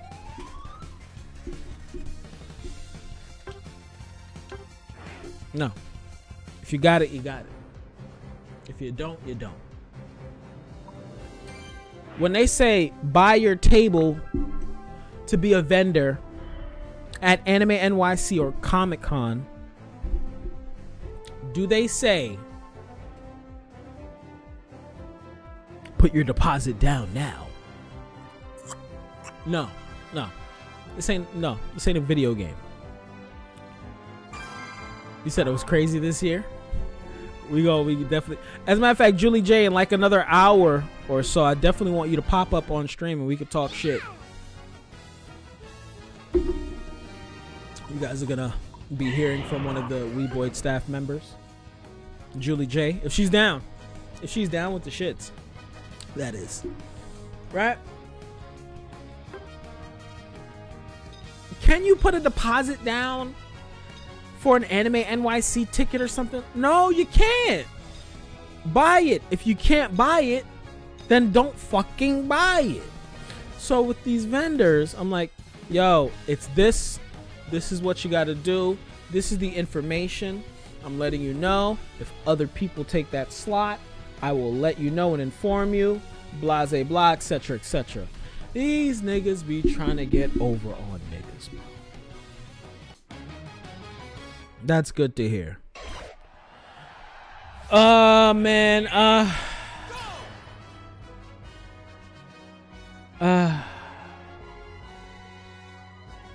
You know, I'm a dad, so when it comes to talking about, the support thing, I don't know. That's not my steez, especially if the person is there, but that's just me. That's just me.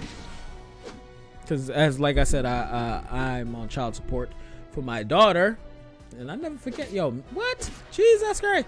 The moment my daughter's mom found out I opened up my gaming lounge, I got hit with child support papers, literally. And I'm transparent with her. I tell her everything. I said, yo, for this weekend, I need you to hold Harmony down. The reason why is because, oh, you don't have child support. Oh, okay. I was about to say, what? But okay. I thought you said I got that child support. My bad. Okay. Cause yeah, like if the person is there in the kid's life, then I don't see no need for that. That's just me. Just DM me on Facebook. I'll be willing to chat on stream. I mean, actually, I can do it now if you wanna. Yeah, as a matter of fact, after this match of Pokemon Go, I'm definitely gonna give you a call. So stay online in the next 10 minutes because match ends in 8, and then I gotta load up shit. You feel me? Nigga. So yeah. Always trying to get over on motherfuckers. I had an event where I had the people there, they didn't show up and then requested a refund after not showing up.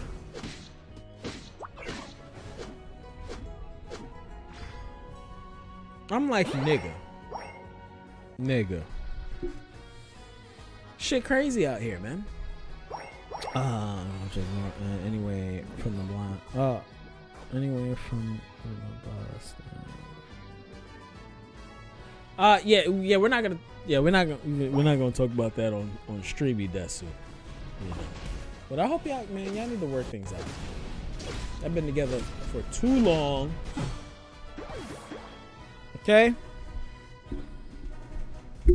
Hope y'all can work it out. You know. Hope y'all can work it out. But yeah, y'all been together for too long.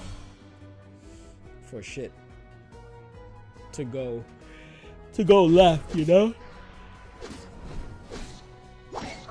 You know what?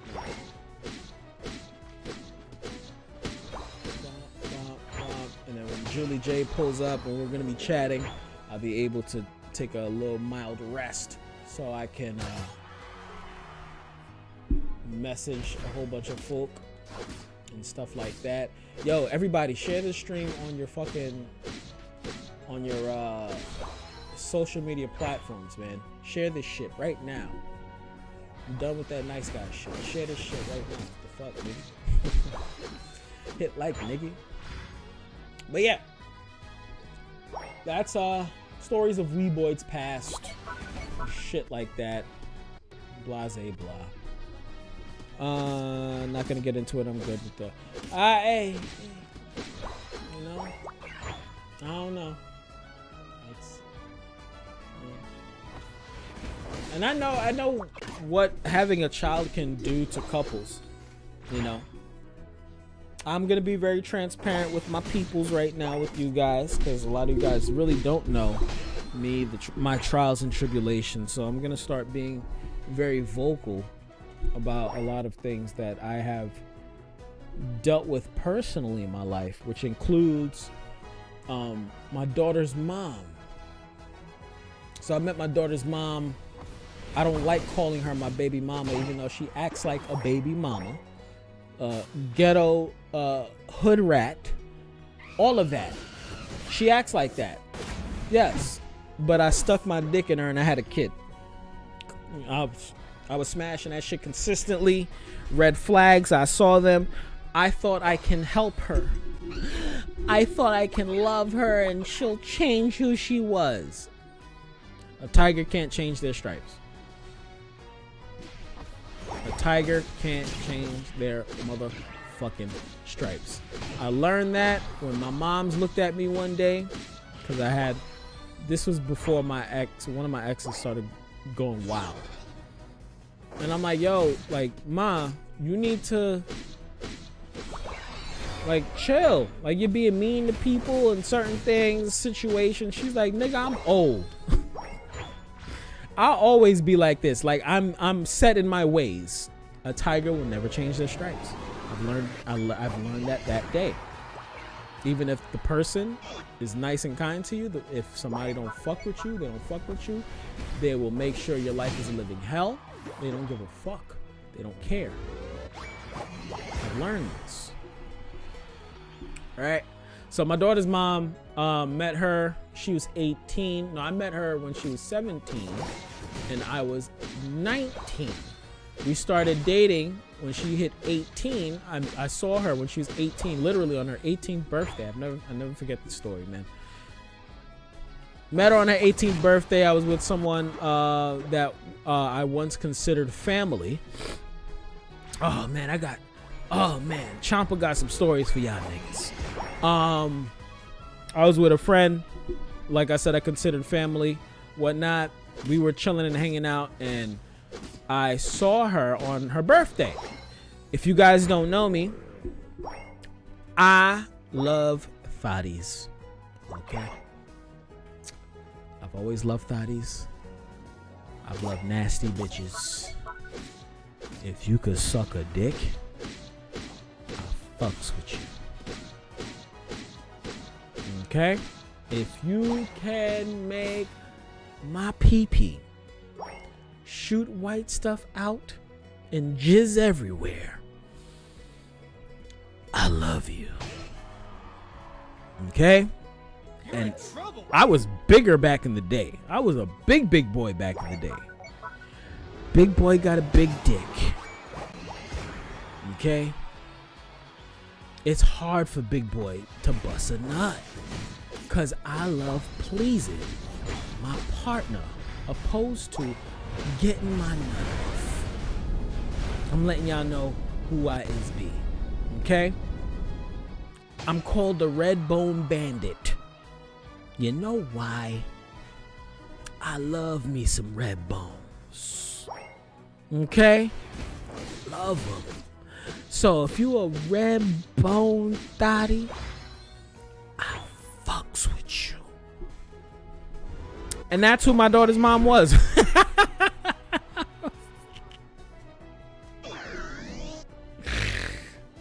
Oh shit.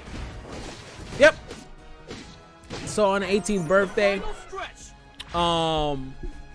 I was with, like I said, a friend of mine who, you know, we're no longer friends. You guys will learn about that later on in the future. I had just gotten my sweater back. I'm gonna save the sweater story. Yo, T-Money was good. T-Money, shouts out to T-Money. That's the big homie right there. Yo, why are you fucking attacking me, Absol? Get the fuck out of here. Bitch ass nigga. So, I had just gotten my favorite Ralph Lauren sweater back. This sweater, well, it was a flannel, excuse me. Because I used to rock flannels like crazy back in the day. I look good in flannels, as you can see. Right? I had to get my sweater back from a shorty. Hey, T-Money pulling up on all channels, all streams. Shouts out to the homie. Everybody that's live right now, please share the stream. Please share the stream. Please share the stream. It was me and the homie. Let me tell the fucking story. I'm over here shouting niggas out. Fuck y'all. So, met up with the homie. I had to get my sweater from a young lady, or my flannel from a young lady that had my flannel. You're not keeping my shit. I'm a very kind person, but I'm very blunt. She was cold on New Year's. I'll never forget it. She was cold. I said, here you go. Here's my flannel. She thought I wanted to fuck. No, mama. No, ma'am. I am not attracted to you at all whatsoever. Okay? She had my shit. Mom came together. This is the short story. For New Year's this year, I'm going to tell you guys this story. Rest in peace to Louis V, because Louis V was with me, man. I'm about to tear up right now, but I'm trying not to. Louis V was with me for New Year's when that happened. But shorty was cold, gave her my flannel. Cool. She had it for several months. I said, yo, I need my shit. She said, all right, cool, no problem. Let's meet up here. And where we were gonna meet up at was by the Possibility Project's main office. So we met up over there. She gave me my shit. She dipped off. So me and the guy that I'm no longer cool with, you guys will learn a lot. Like I said, you guys gonna learn a lot of shit. Whoo, I got stories for y'all. We got it, and we started walking down to 14th Street. So we were on 27th Street. It says, she didn't book it. I gave it to her. You'll find out why. You'll find out why. It's a New Year's story. It's one of the illest New Year's stories ever. Why does it smell like something's burning?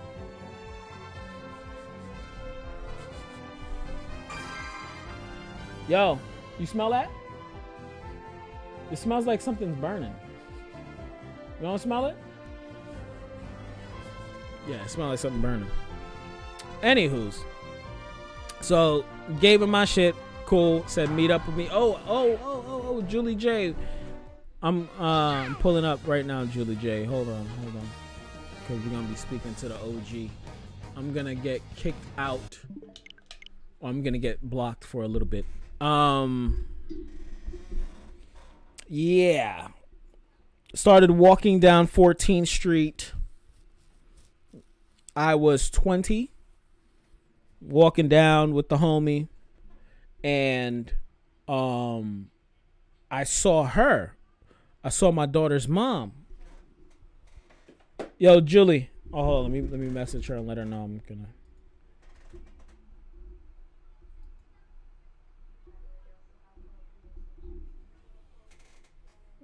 Let me see if she wants Discord or Facebook.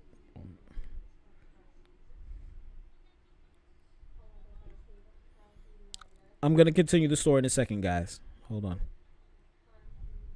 I'm gonna continue the story in a second, guys. Hold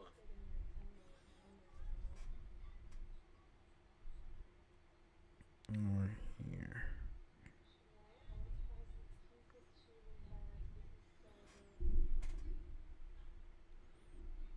I want to eat s'mores and listen in per.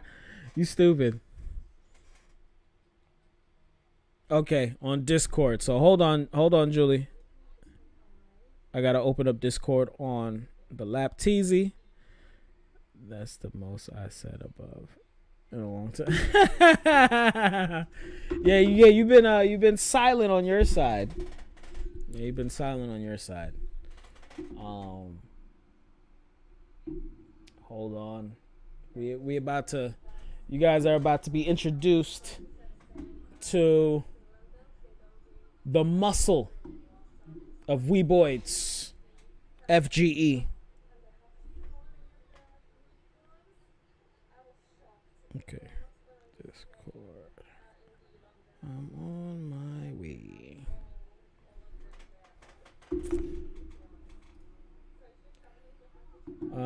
What other games you've been playing? Tetris, Pokemon, as you can see, No More Heroes. I still didn't crack No More Heroes 3. Whatnot. Mic check. Hold on. I gotta make sure she can hear me. And I'm gonna continue the story, guys, so just hold on. There we go. Mic check. I can't hear you.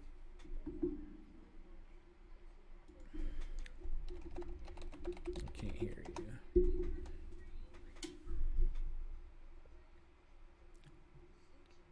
Hold on. Boom, bow. Hold up. Yeah, guys, hold on.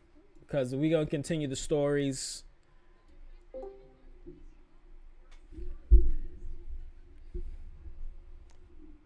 Check your audio settings.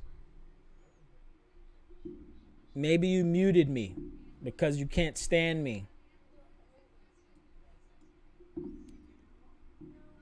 I can't read lips. I'm fucking with you, but hold on.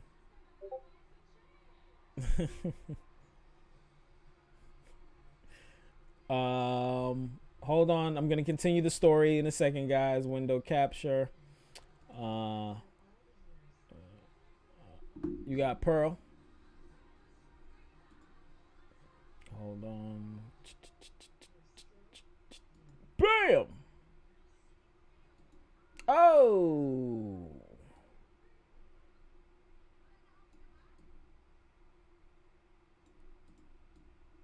Pulling Julie J up. To the studio me this.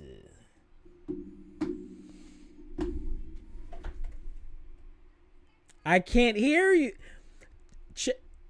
Check your settings. I turn and I see you talking, but yeah, check your settings. Like all my settings is on point. Check your settings to make sure. Yeah, to make sure the audio output. Well, the audio input, because I see you got headphones on. So yeah, that's Julie, Jillian, J Dot, J Money, J Dizzle. Hold on, guys. Hold on. Yeah, T Money in his Pokemon rants, man. Jeez. I got Pearl as a gift. Got a ton of games gifts. Haven't played. Your birthday just passed, Serena. Happy belated. Cause you got gifts, or people just gifting you shit. Well, shit. I wish motherfuckers could just gift me some shit. Don't nobody love me, nigga. Shit. Nobody love my black ass. Yo, seriously, nobody loves my black ass. I remember my baby moms. We were together for like 5 years. I never got a gift for Christmas or on my birthday. After we split, she got me a game that I already had. Because she wanted to get... That goes to show she was not paying attention to anything in my world at all whatsoever. Oh, New Year's Eve is your birthday? Oh, like, well, shit. Congratulations on getting all the gifts and stuff. Well, while we're waiting for Julie to pull up, allow me to continue my story. Right. Let me be. Hey. Yeah, you're a Pokemon fucking freak. It's all good. And whatnot. I heard the beep. Let me move to my phone. Okay. So, this guy and I, no longer friends, we're walking to 14th Street, and we hit like 23rd. The spot was on 27th in the city, and we started walking down past 23rd, and I saw her, my daughter's mom, and other people from the program. They were together. Hold on, is it me? You're so gonna hate me right now because it might be me. Julie J, I'm so sorry. It was me. Hello? There we go. It was me. I'm sorry. No, you're good. I was actually checking my other microphone and the cord just broke, so I'm just like, I was using my webcam microphone, and then I was also trying to plug in my Blue Yeti, but anyway, we're here. Am I live? Yeah, we're live. Yeah, we live, baby. Hey! Oh, shiz. Hold on. This fucking shit. I can't hear nothing. Hold on. Wait, hold on. I gotta... No, that's not it. This one. Is this button? No, it's not that button. It's this button. There we go. There we go. Repeat what you were saying, Jules. Sorry. Yeah, boy. Yeah, we out here. I'm continuing the story of my love for red bone thotties and stuff like that. Yeah, and I was about to scream. Yeah, I know, man. I'm sorry. That's just my thing. I love my red T-Money. T-Money is a good friend of mine since high school. I have a thing. I have a certain type. Okay, that's all I gotta say. And a part of that type is red bone thotties. So we're walking down 23rd Street, and then I saw her and a group of people that were a part of the program, the Possibility Project. I knew a majority of them. And I'm like, oh, shoot, I remember you were bothering me when I was having a meeting. She's like, oh, yeah, I remember you. You were blah, blah, blah. So we started talking. She's like, it's my birthday. I'm like, oh, wow, happy birthday. How old are you now? 30, 40? I always say that to people when it's their birthday. I'm like, how old are you? Damn, you just turned this. All right. She's like, no, I just turned 18. I'm a perv. The words that came out of my mouth was, oh, so you're legal now. Okay. Yay! No! Okay. No! No! This day and age, no! That would not be acceptable in today's day and age. But that just goes to show you guys, that's how I talk to bitches. Okay? That's how I talk to women that yes. So don't let the baby face fool you.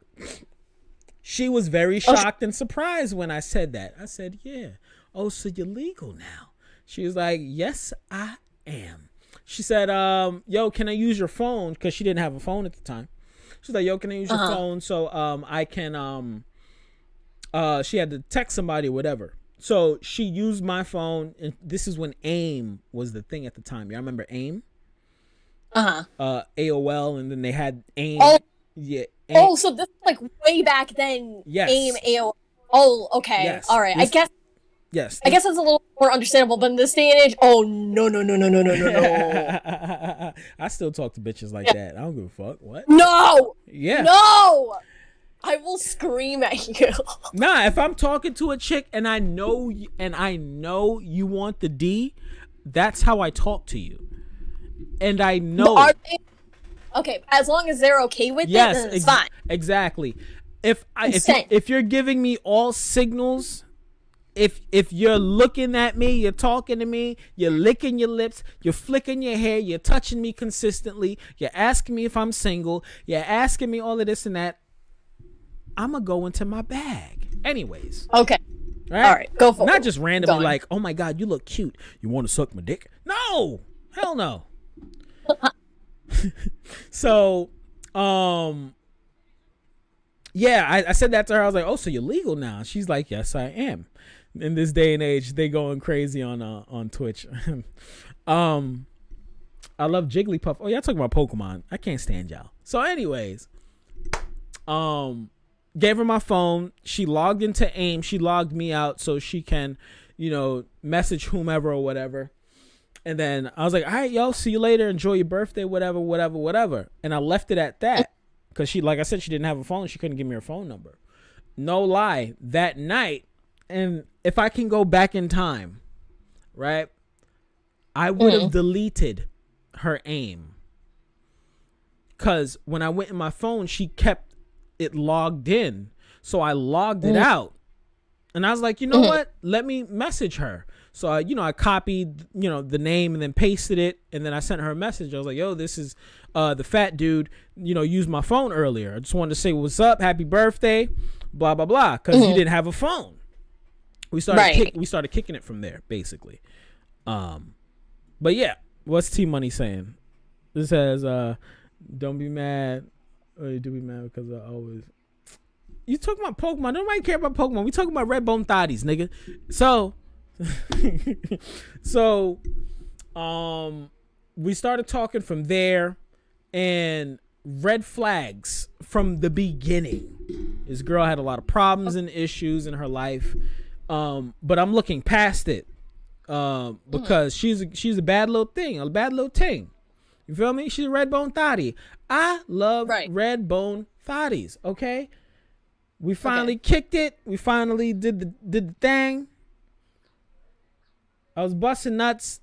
I was just telling my lady this yesterday about my sexcapades, and I was saying I haven't, like I said, I'm gonna be very transparent with you guys now. Weeboids is opening. We need these motherfucking numbers. Share this post, all of that good shit. And to all the ladies that I have been with sensually, it's time for me to speak. I have a very high sex drive. Okay, that's the thing. I have an extremely high sex drive. So when people see me, they see a very humble person, very nice person. They see the baby face until I start talking, and they realize I'm Ted. You remember Ted, the movie Ted, with the teddy bear? And he's like, "Fuck out of here." Oh yes, I never watched. I only saw the trailers. Oh man, I'm so Ted. I'm so Ted, bro. I'm teddy bear. I'm Ted. So I have an extremely high sex drive, and that was the main thing that kept us together like glue. Was because of my extremely high sex drive. But that's not the basis of a relationship. Besides, always crazy on the low. Yes, baddies are always crazy on the low. And she was, like I said, she's been through a lot. I've learned a lot while being with this woman. That's why I can't really badmouth her, even though she does a lot of fucked up shit to me. Even to this day, it's like, hey, I chose to sleep with you. So like when she does stuff, I brush it off because I'm like, you know what? I had it coming anyway. Fuck it. Leave me alone. Like as long as you're not physically harming my daughter, you're not mentally harming my child, you can say all you want to me. I'm mentally untouchable. This is why I always recommend anyone, because I've learned this the hard way. You need to take things slow and really get to know someone before you even get anywhere close. Like, it's okay if you want to, I don't even want to call it fooling around, because my disposition when it comes to sex is very intimate and sensual, meaning that, I'm a demisexual, so I care a lot about, the emotional input from my partner, quote-unquote partner, if I ever do have one. I'm very celibate at the moment.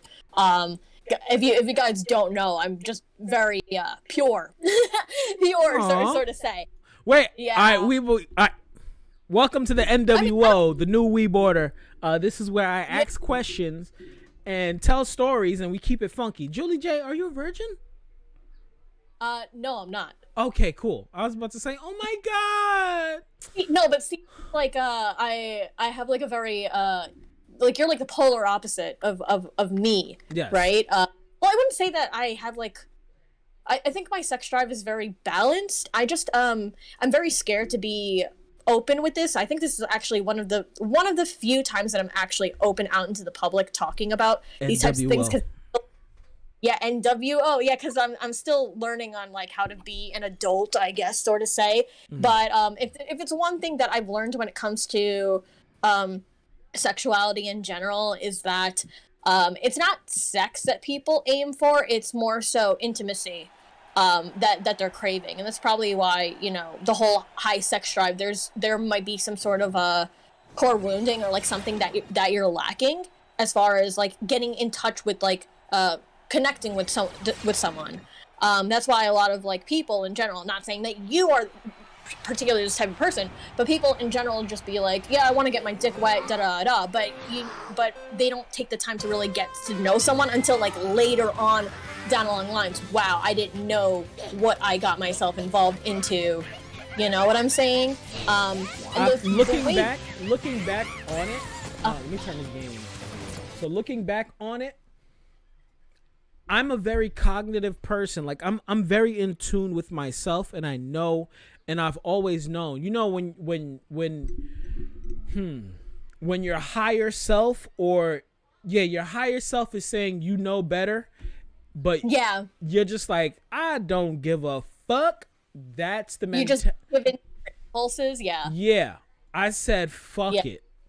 Fuck it. And I've had several conversations, and this is what I mean by I will never listen to people again, because that's how we got into this conversation.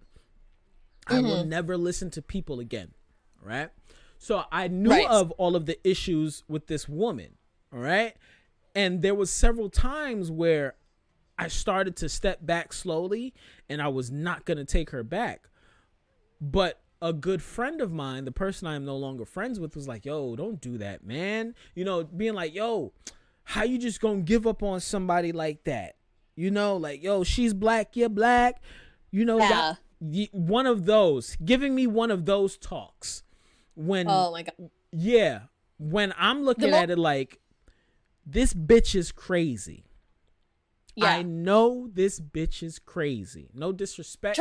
No disrespect to people like that. I've been in scenarios like that where it's like, people, like, you would go to multiple people for advice, right? Yeah. And they would tell all these things, and like all these people would say like similar answers where it's like, oh, if I was in your shoes, da da da. But your gut and your intuition's telling you something different. Yes. You always put yourself above everyone else, and even if you may come crazy to other people. Facts. Because they are not in your shoes and they don't understand the intricacies of your position. They are only looking from an outsider's perspective. Facts. Yeah.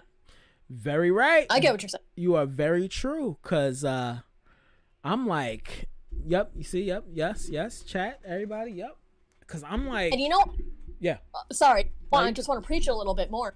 Now go ahead. You know how people are like saying like, oh no, I understand, I've been there before. Like, they will say that, but 9 times out of 10, I don't really think they have. No, they haven't. Like, people would say like, oh yeah, I get it, I understand, but it's like, if you don't really feel them, like you really feel, and they're not like a living example of what they're preaching, they really don't know what they're talking about. Like, maybe they have like some glimpses of like understanding, and maybe they do empathize to a certain extent, but I don't think they've reached the depths, I would say the depths of hell, or like the abyss, as deep as other people have, which is very few and far between. And this is why like you and I click, because it's just like very rare for people like us, because we have a very unique disposition of like how we structure things and whatnot. So, but yeah, anyway, I digress. Go on. Nah, yeah. And homie was like, nah, stick it out. That's your queen. That's your queen to be. Bitch cheated on me several times. Fucking doing all sorts of crazy shit. And I'm just like, no. Broke up with her. We split 2 times. And the last time we got back together is when my when we got back together, that's when, she got knocked up, basically, with my daughter. But yeah, we've been through the mud, her and I. And I have I like a certain type, right? I've always liked a certain type. And it's because I never got that type of attention when I was younger. As you get older, people go from the high school, oh my God, I don't like you, ill, icky, to, oh shit, I fucks with you. Like, now that we're older, we're more mature, we know what we want. And I hate that because I slept with a majority of the women from high school that I wanted to have sex with in high school. It's crazy. And that's after I got older. Now this is what I have to say about it, right? If your first, I think first impressions make a huge difference. Say if your first impression of someone is like you feel good around them, like initially, and then sometimes that could be like those perceptions could be changed over time. Sometimes even you'll just know intuitively how the person is just by first glance. So, for example, like you said before in high school, if you knew in the beginning, like, ugh, I don't want to like fuck with you, and then later on you like try to explore, like, and then you'll realize, oh no, your gut was telling you something from the beginning, from the start when you first met this person. Oh, and especially when it comes to high school sweethearts, they will never last. Some people be like, oh yeah, me and my boo were... Hold on. I know several people that have been together from high school. They're married now. Are they happy though? Happily married. Yes, happily married and everything. Are they? Is it real though? Is it not a facade? It's very real. Very real. And I'm mad because T-Money, remember in high school, we had 2 Asian chicks in the whole school. There was a girl, Judy, who was like super skinny but wasn't that attractive, and then there was the thick Asian shorty, and she had glasses. Yeah, she wore baby fat jeans. She had the cheeks, my nigga. Her and a dude, they were together. He ended up hooking up with her. Are they loyal to each other? Yeah, they are. Happily married, loyal to each other. The homie thing, I believe their son just had chemotherapy. He come to find out he had cancer. And they stuck it out. Everything, they're fine. They're fine from high school. It's rare. That's like an exception to the rule. But yeah, that's things are very, very rare to come by. Yeah. But it's there, especially when you know who you are and you're not trying to fake who you are. Like, this whole thing ties into from when I was younger. Ask T-Money too. I was a very brash person. I'd say what's on my fucking mind. I could be in a room full of niggas with guns and drugs, and I'd say, nigga, you stupid. What the fuck? And they look at me like, do you know who we are? And I'm like, you just said something stupid. You understand what I mean? It's like, I understand where you're coming from. You can use your power to do such and such, but nigga, you're dumb. You just said some stupid shit. Like, you're fucking dumb. And that's where the respect came from when it came to me. I always knew who I was. I always spoke my mind, right? Over time, I started to regress that and bring that back when this is the best time for me to be thyself, you know? And it's like, in that situation, going through all of that, I knew I should have left her. You know, you shouldn't be with this chick. She fucking crazy. Shout out to Stream of Fun. Shout out to Stream of Fun or whatever. We love y'all.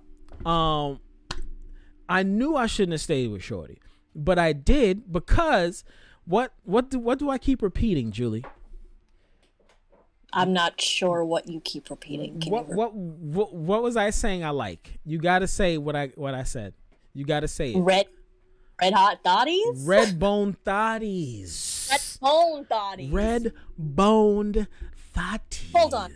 What do you mean by red boned? Light skin. Light skin. Light skin? Yeah. Yeah, my daughter's mom. She's very fair skinned. She's light skinned. She's she's light skinned. She's 5'2". Nice tits. You know, I'm talking about when I first met her. Yeah, now she just let herself go. I was always fat. I was never put together. So she was like what I always like in women. You know what I'm saying? So that's why, basically. Red bone thotties. And she got down with the get down. Like I said, she made a little CHAMPA do all sorts of tricks, man. But you got to go with your gut instinct at all times. At all times, man. Here's also including Megan. What is that? Something that I would have to say to the chat. I think people should take these stories with just like a grain of salt, because you're only providing one perspective to the audience. They don't know what's going on, you know, on the other hand. I'm talking about my story. Yeah. I'm talking about like the things that I've been through and how I know how I am. That's all I'm speaking about. That's this is all my story, my perspective, and as to why nowadays in 2022 I'm not giving a fuck no more. Mr. Nice Guy is gone. Mr. Nice Guy don't get you nowhere. But did you know that there's a difference between being nice and being kind? Yes. Yeah, I agree that being always nice be does... kind. Always be kind. Always be kind. You know, like walking down the street and saying hello to someone, always be kind. You know, like if, you know, I see someone crying and you know, if I feel like saying, yo, are you okay? Is everything okay? That's being kind. You know? Yeah. That's being kind. But Mr. Nice Guy being nice is, you know, when shit's going wrong and you're still, you know, like, yeah, okay, I know I should be doing something else, but yeah, no. Don't forget the quote unquote, I wouldn't even say nice guys, but even like girls can fall prey. Well, anyone can fucking fall prey to this. But these nice people would put on a front as in like they're pretending they're doing the right thing, but like it's what is that? Being polite or like being a pushover is a way to control how other people perceive you. So it's not a good deed. You're just trying to control other people's perception. So in a way, I wanted to say that. Yes. Yes. Yeah. I can't stand those people where it's like, yo, I'm going to help you out with something. But in the long run, they're like, yeah, because I'm going to need you for something later on down the line. Opposed to it. Because this was me.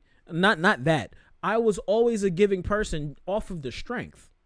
I don't want shit from you. Literally, a couple of days ago, a friend of mine asked me for something. I said, no problem. He's like, yo, I got you, man. I was like, dude, if it's within my power, I got you. I don't want shit from you. I don't want anything. Sorry, for people in the chat, I put my my social media in the YouTube chat. Why are you over here promoting yourself? Because you were part of Weeboids? They were asking, did I spell your name right? I know. I'm being a dick. Just plugging myself in. Yeah, but keep going. You see, that's why you're on the chat right now, so you could promote your Instagram and stuff. Oh my gosh. I'm just telling them my name. I'm fucking with you. Yeah, but I be telling my wife to stop being so nice to motherfuckers that don't ride for you. Legit. If they're not ride or die, don't fuck with them. Facts. Waste facts. time. Waste time, energy, money, maybe. Yeah. Oh, God. Know that feeling. Know that. Well. And it's like and as I'm getting older, right, I'm realizing, nigga, you were always perfectly fine the way you were, bruh. You know, like even growing up, and this is going back into so you guys know CHAMPA some more, because when Weeboids opens, we'll be doing a lot of live streams, so you guys will be getting a lot of these type of gameplay talks where I'm just talking about, you know, the shit that I've been through in my life, so you guys can get to know me a little more, because I'm very quiet about, you know, my discretions and my trials and tribulations. T-Money knows. That's my homie. He's been with me since high school. So he's seen the shit I've been through. He knows the shit I've been through. And when I say this is a true fucking story, guys, I've seen some shit now. Okay? I've seen some shit. I don't need to tell fibs. Your boy been through some shit.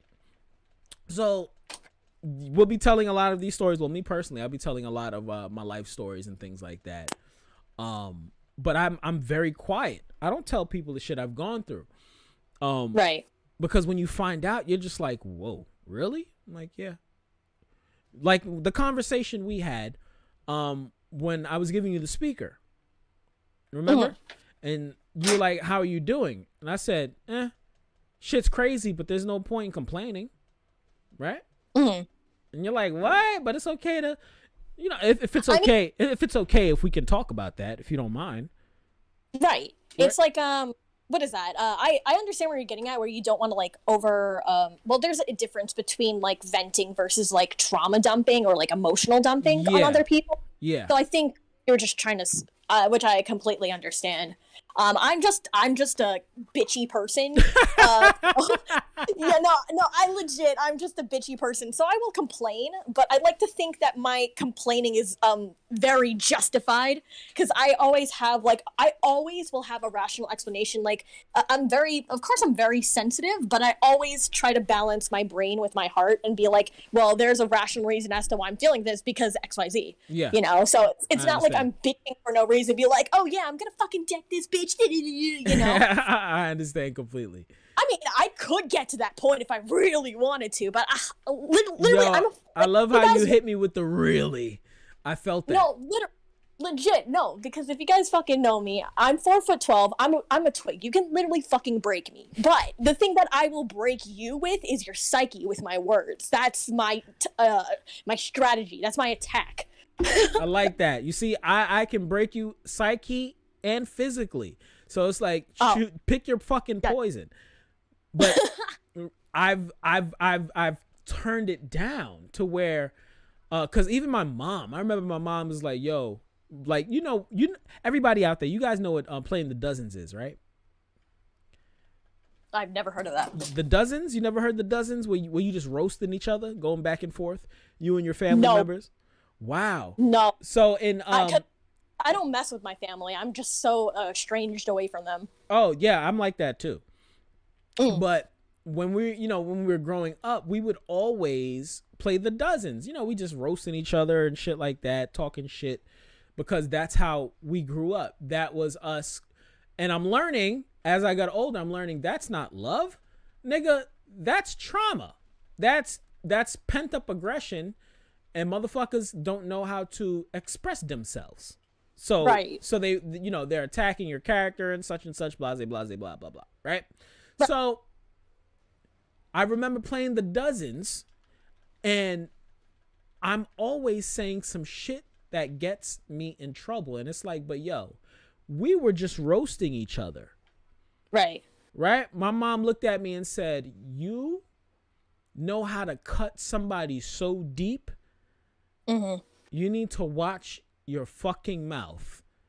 But I'm like, that was from my mom. And I'm like, but dude, we was all roasting each other just now. We were all just having a good time. Why is it when I say something, it's a problem?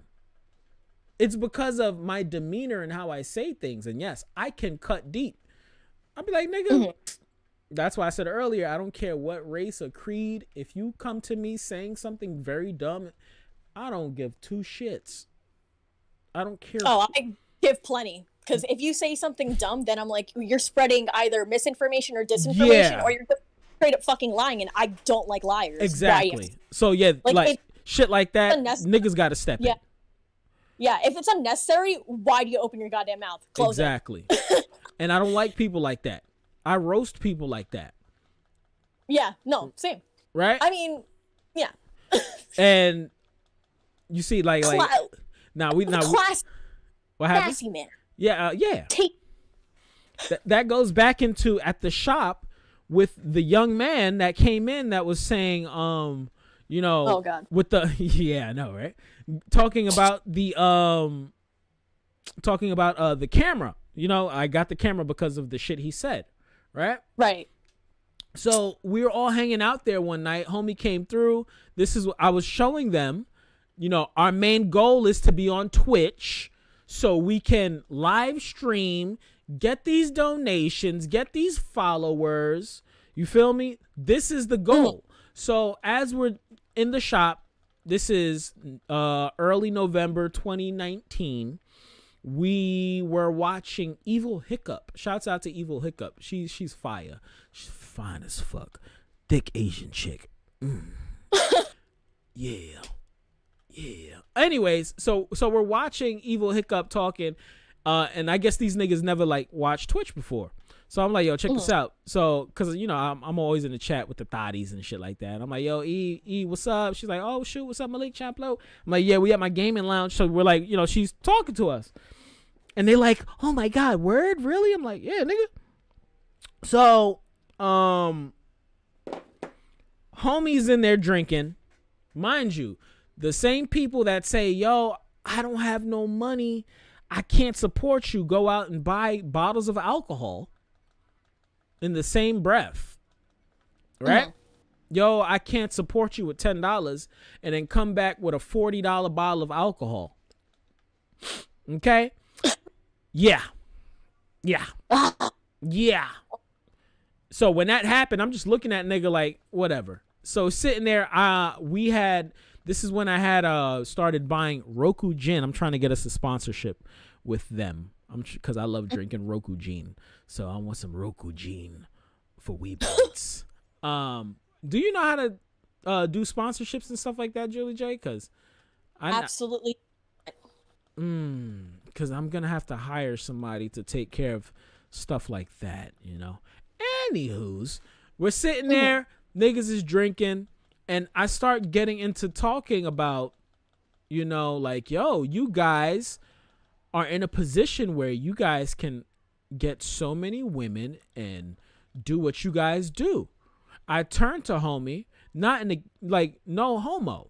I was like, yo, you're a good looking, because this gentleman, that's how, okay, now I remember what the fuck we were talking about. This gentleman despises women. Okay? Oh, yeah. I heard that earlier in the stream. Yeah. I don't think you told me that part. You told me about the camera, but you didn't tell me that part. Yes. And I'm like, yeah, we got to talk about red bone thotties and shit like that. Yeah. So this gentleman, him specifically, whatever trauma he's been through, now he just hates women. Okay? He like women, but it's just like, okay, your sex is probably shit. Then like you're probably really bad in bed if you don't like women. Why do you fuck? He's very misogynistic, extremely. There's a difference between being standing in one's truth and being, you know, an extremist. He's like an extremist. Right. He loves objectifying women. Okay. Yeah. Love putting them down. They're below me type shit. That's his whole mentality and other things. But that has nothing to do with the, you know, it has a lot to do with it, but you know, it's not my place to talk about certain things. So he got into his whole rant because we were watching Evil Hiccup. He's like, you see, y'all give these bitches these powers, man. Like, you know what I'm saying? It's fact. Give it who powers? What? He's like, yeah, man, y'all niggas is over here watching this shit and this and that. I'm like, yo, bro, it's 2 a.m. We're watching Twitch. We're all hanging out. We're chilling. Okay? There's no need for all of that extra talk. It's different when we're walking down the street and a woman is being extremely pretentious. That's different opposed to us going to a Twitch streamer that I watch that actually plays video games because she looks good. I don't follow you if you just look good. You got to be able to play some games. She be fucking niggas up in fighting games. I love that.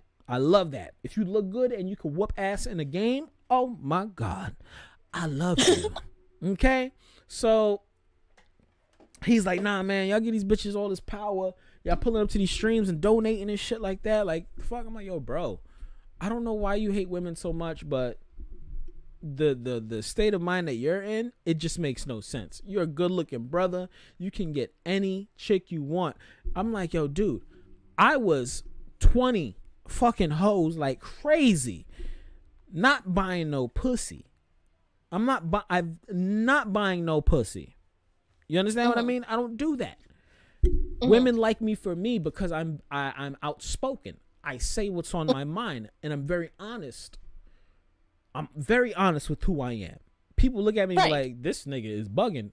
And then when you chill and hang out with me, they're like, holy shit, this nigga is authentic. Yeah, I think that's the thing that he's probably, I don't know if he's probably intimidated by you or he just wants to like start shit or something like that. Here we go, But- Julie. Hold on. There you go. Okay.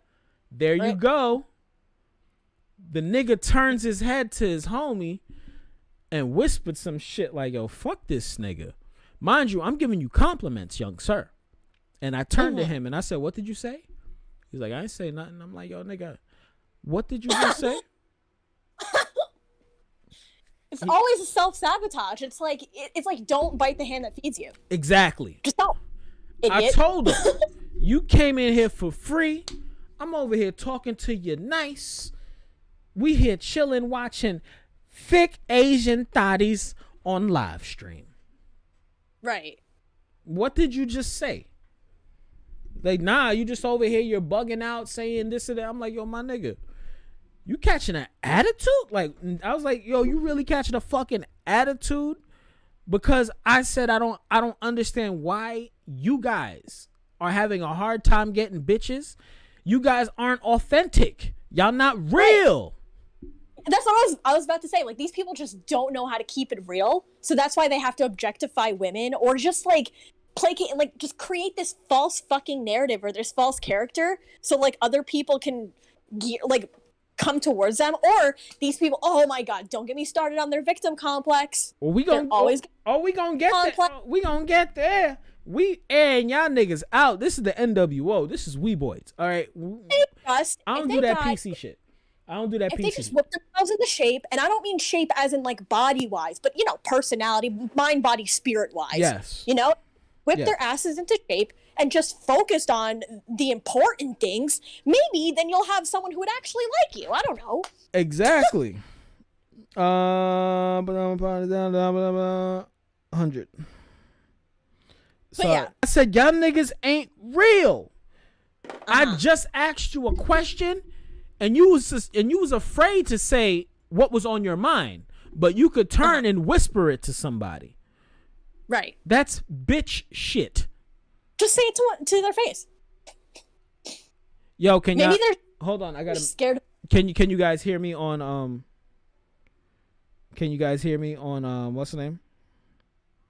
Oh, oops. On Twitch? It says talk your shit, Julie. It says I feel left out.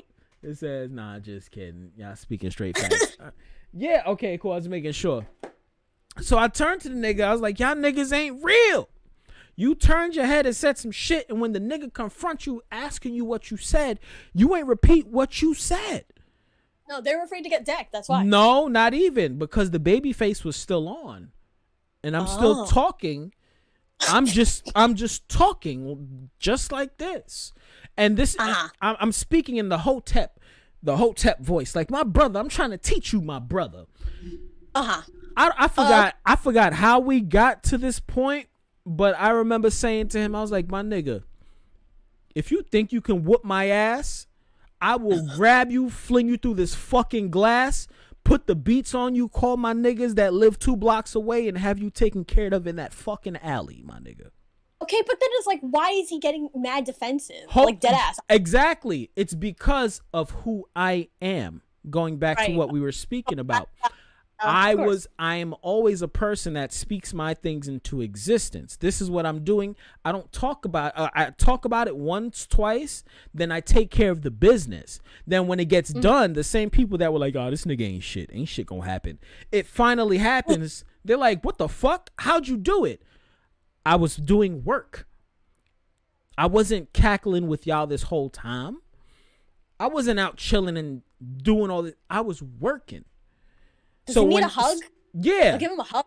It's like it's like you get mad when somebody asks you, yo, do you want to be on board with something? This is what I'm doing. They say no. They laugh at you. You get it done, then they want to tear it down. It's like, what are you doing? Right. Instead of taking that as inspiration because he wanted to do something kind of similar. Right? So I'm like, yo, you can still do what you want to do. Your mind isn't in the right headspace, bro. Right. You're not focused. You're not focused.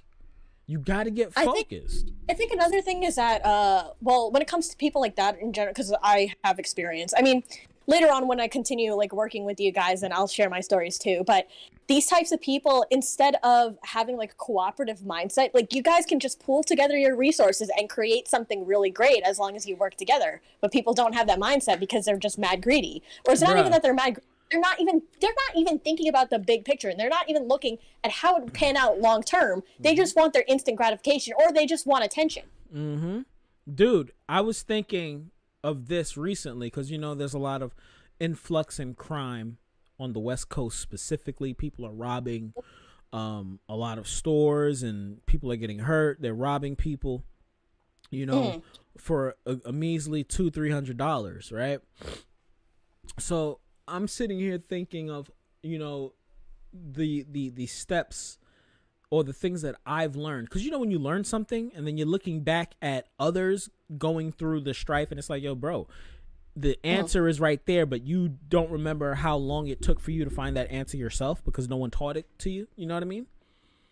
If you know what I mean? Like, no, but the thing is, like, even if you tell it to them, they feel threatened by that because it's like, oh, but they didn't figure it out themselves. I'm like, yes. But it's so fucking obvious if you just paid attention. Yes, I was getting into, like when it comes down to like people finding another way and actually working together, like with all this bullshit that's going on in LA, right? I'm like, yo, they're out here robbing people for a couple of $100. They're putting their lives at risk, their freedom at risk for like $500. I'm like, yo, these niggas could easily throw a house party, charge all these drug niggas or whoever a certain amount of bread because they're going to make their money back no matter what. And then you walk off with a cool $2,000 in your pocket. They're going to walk off with all the money that they made. Right? And it's like, but people don't think like that. Another thing I was thinking of is like, yo, everybody's always asking like, yo, it's so hard out here for black people to start a business. I'm like, yo, you got 10 friends, right? Yeah. Y'all niggas stand on the line every 3 weeks for some Jordans that cost $600 a pop, right? Yeah. If y'all take $2,000 a pop, you and 10 friends, right? Y'all got 20K. You guys could open up a fucking business, build that shit, and then sell it. Oh, but you'd rather stand on the line for them new J's that you're gonna wear once or twice. Yeah, I will never understand people who would even spend that much money on shoes in general. Maybe I'm just saying this because I'm a broke ass bitch, but but I'm just like thinking, okay, but you could buy groceries with that. You could pay your rent with that. Yeah. I don't understand.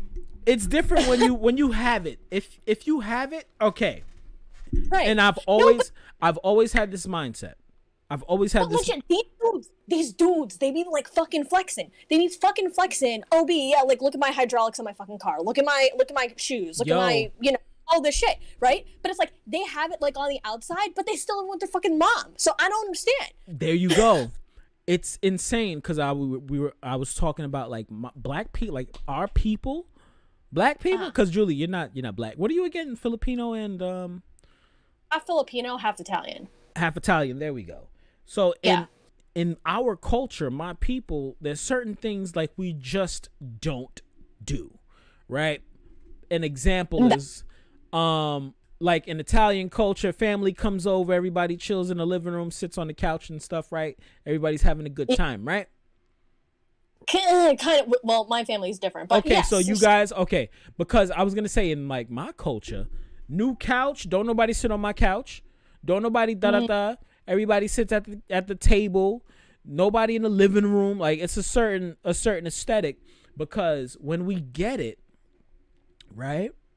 We have it as if it's a trophy, opposed to getting it and using it the way it should be used, if that makes sense, right? I get what the Asian in me is kind of quaking a little bit because I can resonate to a certain extent. Yeah. I mean, my mom is.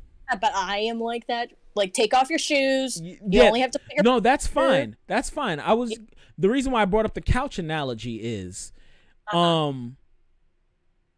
like a mom or a family in general would buy a couch. The couch is generally used for leisure. You're sitting down, you're chilling, you're hanging out. That's what it's there for. You know, you spend a certain amount of money on a couch. That's an investment that's going to last you a good 10, maybe 20 years if it's taken care of properly. But ultimately, you're supposed to utilize said thing you purchased, because in the long run, it goes down in value. You know, like you spend $500 in the 90s, that's nothing now. Right? Remember that. Back in the 90s, you have $500. What you bought? Like, you're balling. You can, right? Having $500 in the 90s is an equivalent of having $5,000 right now. Okay? So in our culture, we get things like sneakers, right? We wear it one time just to flaunt and floss and then put it on a shelf and let it collect dust. But those are shoes. They're meant to be. I still never subscribe to that. Yeah, me too. Me too, right? I'm not going to buy no $600 pair of sneakers, period. First of all, never. If I got it like that, I'm going to get it, but I'm still going to wear the shit out the motherfuckers. You know why? Because they're meant to be on my feet and be used. I'm not going to be like, yeah, that's like me buying a PlayStation 5 and be like, yeah, I got the PS5. What you playing on it? Nigga, nothing, nigga. I don't want my shit breaking. It's a PS5. It's a gaming console. Play the fucking games on it. Nah, man, it's just there. It's supposed to just look good. See, I would have more respect for just people in general, where it's like you don't need to try so hard to impress me. You don't need to buy all these flashy clothes. You don't need to show off your skills in like this certain way. Just be yourself. It's not that hard. Facts. You don't need to charm or woo your way, because it's like that's so much effort. And then it's like imagine you have to keep impressing, like if let's say that you're dating or you're like friends with someone, you have to keep constantly flexing and impressing like all the time. They won't like you for you. They will only like you for your material possession. There and that's you go. Yes. There you go. There you go. Yep. What is underneath all that? Do you have a personality? Do you actually care about people? Are you humble? Do you have skills? I don't know. Go. And I'm always that dude that's been funky like a bag. I say it all the time. I'm funky like a bag of potato chips that's sitting on the side of a road that's about to be eaten by a trucker that's hungry. That's how funky I am. Okay? Very funky. I keep it funky like a bag of potato chips. Okay? Because you got to. You got to, man. And my people, I'm just realizing my people are very, I love being black. I love it. But just realizing, taking a step outside of thyself, you know, like I said, I'm always trying to work on me. I'm always trying to be in tune with my star player. But when you gotta look at things when you have to look at things the way that they are and not what you want it to be, it sucks. There we go. Yeah. There we go.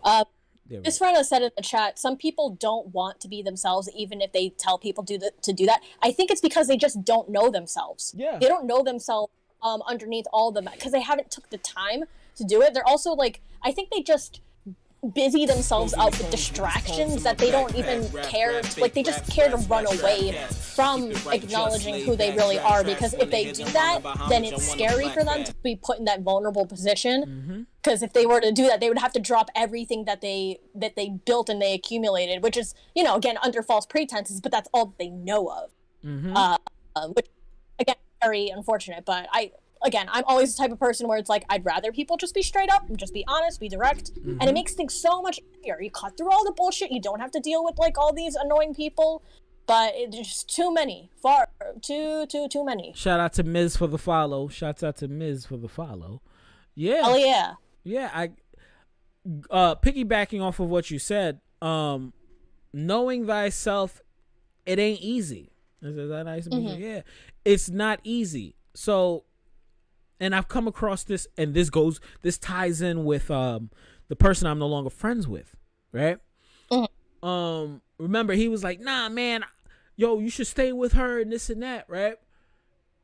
he was a gentleman that was going through a lot of stuff, and another person that looked at me and was just like, yo, you are your authentic self. Like, you're a big dude, but you carry yourself in a certain way and manner.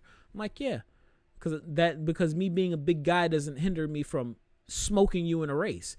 That just means my fat ass needs to be able to run faster than you. That's it. You feel me? You know, me being a big dude has nothing to do with me being nice to people or kind to people, or, you know, standing my ground if somebody's being disrespectful to me and mine. Like, that has nothing, like, I'm just me. What people do is they see someone and they what is it? They project onto someone, or they look at someone and they judge someone, opposed to getting to know that person, or being an individual, right? Being comfortable in their skin to be able to learn about someone else. If you understand what I mean? What I mean, yeah. What I mean by that is, like I said, I've had friends, you feel me? They've done a lot.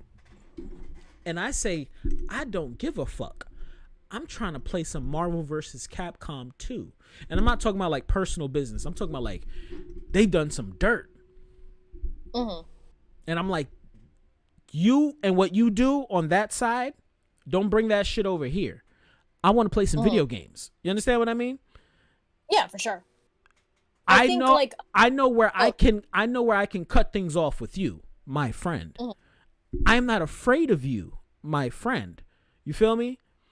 So I know I'm always gonna be me. You could be talking to me and have a fucking mask on. When I can see that mask, that's when I cut you the fuck off. Duh.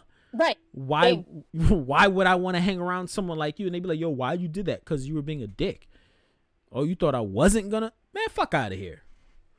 Like, I feel it's like I was saying before, that the universe is just testing you with like these reprobates that just keep coming in. Like, the same thing happens to me. They just keep coming in. I'm like, where did you come from? The same energetic imprint. If you guys don't know, I'm a psychic medium, but they have like the same energetic imprint as like all the other people that I mess. I'm like, are you the same person? Because you have like a different skin. You have like a different type of flesh suit on, but you have the same essence. Like, exactly. I don't know where they're coming from, you know, and it's crazy. It's like Fortnite. It's like playing Fortnite. All the characters are the same, and then you got a whole bunch of reskins. It's like, but you play just like the regular sniper, huh? Right. No, legit. No, what is that? I'm going to Miss Rena's comment, and I realize that some people aren't going to drop that facade or what they built unless it doesn't fit for them anymore. And some people will drop that part and keep up or furnish the rest to cover that part which they don't want, and what they left. Those are facts, because it's like, the thing is, their self-worth and their self-reliance is dependent on other people. And of course, we all know that perception is not reality. They only care about how other people would perceive them to be. But they like to play slick and be like, okay, this guy is stupid. They won't be able to catch my drift. And the thing, they don't think that people like us will just call them out point blank right in front of the public and be like, no, you're playing some full shit. All right, I can see through, because it's like they'll be like, oh, well, you know, if you say that, then you're gonna cause a ruckus. Nah, fuck it, just cause a ruckus, because it's like they're the ones who are covertly trying to start incite drama. Of course, some people will look. Then here's the thing. Here's the funny thing. Some people will look at the people who are whistleblowers and then project all their problems, use them as a scapegoat, and be like, "Oh, well, you're the problem." No. Don't look at me. Look at the person. Look at the person over there. Don't look at me. I'm doing my job right. If you paid attention to my consistency, my patterns, everything's aligning right. Okay? No. Don't look at me. Look at what they're doing. They're trying to get you off track. They're trying to get you off track and take you off your path so you won't succeed. Y'all ready for another story time? This ties into what you were saying exactly, Miss Julie J. Oof. Yeah, go for it. Cause I'm telling y'all, your boy been through a lot, man. A lot of heartache, a lot of backstabbing, a lot of betrayals. Jesus Christ. So when I'm like, I don't want to chill and hang out with nobody, you know, you guys know why. So remember that guy I was saying I don't hang out with, I don't talk to anymore? he was always a good friend of mine since I was younger. I'm talking about like fucking I was what 10, 11. He was like 8 years old. Like we were friends back in the day. Okay, so this is when my daughter's mom and I remember I have a lot of stories. So when you guys get these stories, you guys can put the pieces together your damn selves, right? My daughter's mom and I. This is after we split. This is the last time we were together. This is after my daughter was born. My daughter's mom, she was wilding. She was wilding the fuck out, right? But I'm still there for my baby. I'm still there for my child. But I'm like, I just can't. Like with you personally, I can't help you. You have to help yourself, right? Legit. This is beautiful. Thank you, Julie. You speak so intelligent. That's Miss Julie J. That's J. Dot. J. Dot is J. All right. J. Dot speaks through me because there's certain things I just can't say. She speaks through me. Nah, Julie J. She's it, man. New Weeboid staff, baby. Let's get it. We out here, and you guys will be getting some more of these type of talks and stuff like that for sure. Make sure you guys follow the Weeboids Twitch page as well. Please go to twitch.tv/Weeboids. Follow us over there as well. I know who you talking about too. Yeah, T Money knows, man. So we stopped talking. My daughter's mom and I started talking to another young lady. That's a whole nother. I'm telling you, you guys can piece it all together, right? So, her and I, we were talking, whatever. We had our problems as well. It's whatever. It came down to where the girl I was talking to was trying to be nice and befriend my daughter's mom, because from her words, okay, there's a difference between someone's words and their actions. Never forget that, people. So, so her words were, I'm trying to keep the peace between you, me, and her. I said, our relationship has nothing to do with her at all. Period. I have to deal with her when I have to check in on my daughter, drop her off, pick her up.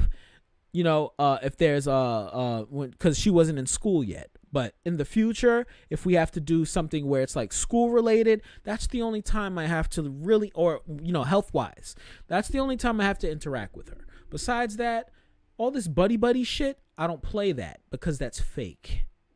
Very fake.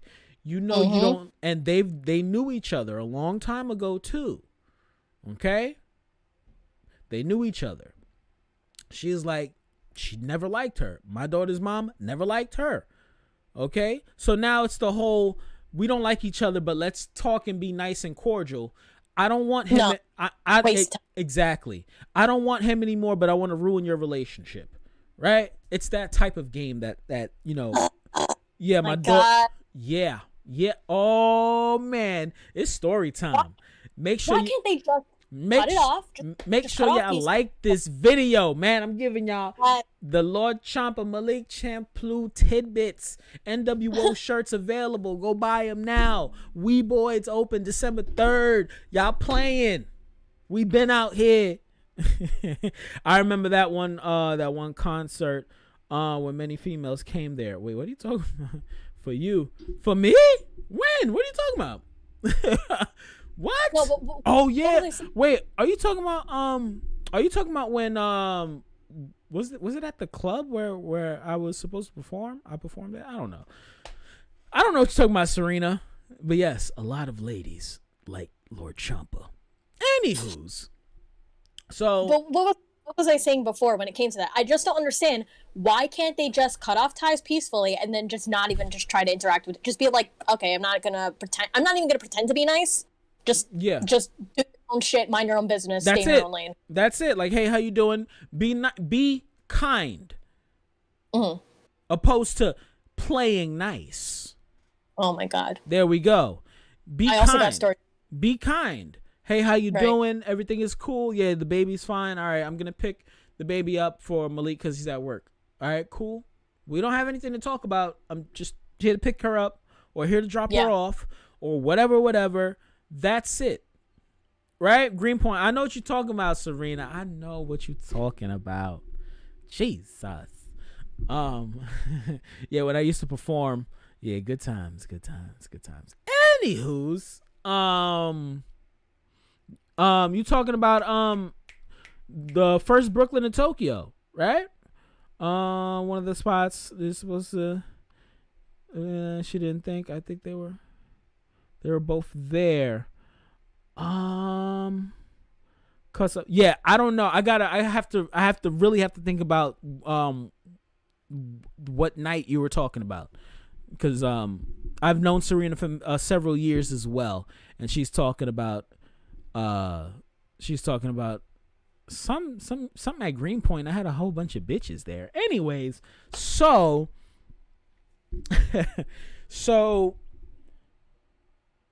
this was around October-ish. This is where shit gets crazy. Okay, guys? Remember, like, follow, subscribe, all that good stuff. Donate. Was this year, last year, or the year before that? This was 2015, 16. Oh, damn. Okay. Yeah, this is years ago. Right? I'm on the phone with Shorty that we broke up. All right, let's get that straight. Her and I, we broke up, whatever, blah, blah, blah. So she would always do anything in her power to get back with me. Anything in her power. Oh. I'm talking, when it comes down to the dick sucking, she could suck the dick, and she know I'd take her back. That's a fact. The skills was on point, right?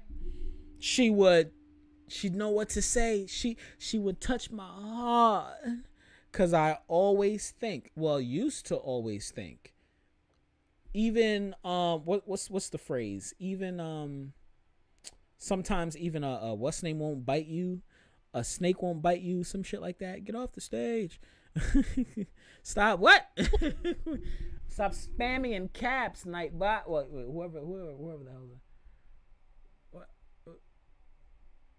that? Brew baby, how you doing? You stupid. Like, follow, pay $10. Y'all stupid. Facts. I got a staff to pay. Right? So check this though.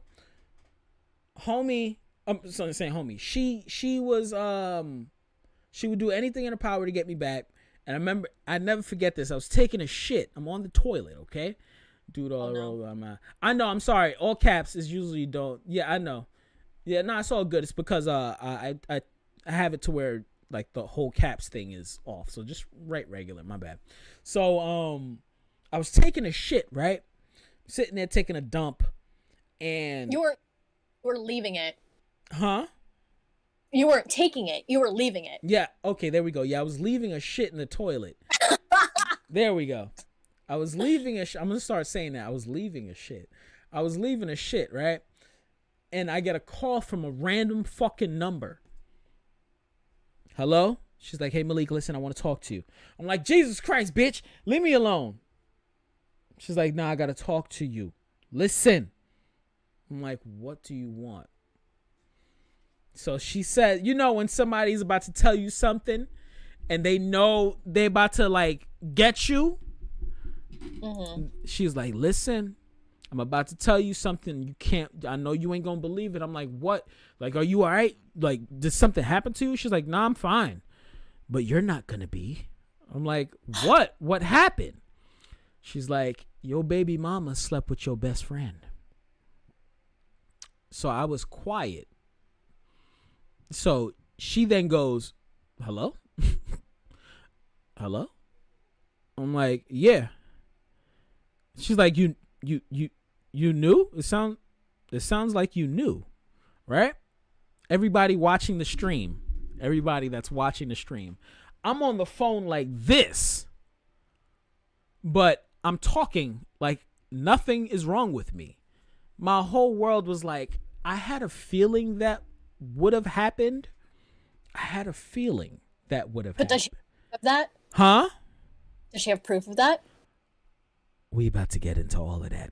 Because remember, Oh boy. Because remember, I'm speaking about the toxicity of this young man and how people like to bring down people because they don't know who they are, etc., and how people, Right. when they're around me, opposed to them being like, yo, I fucks with this nigga because he is himself. Like, I fucks with this nigga.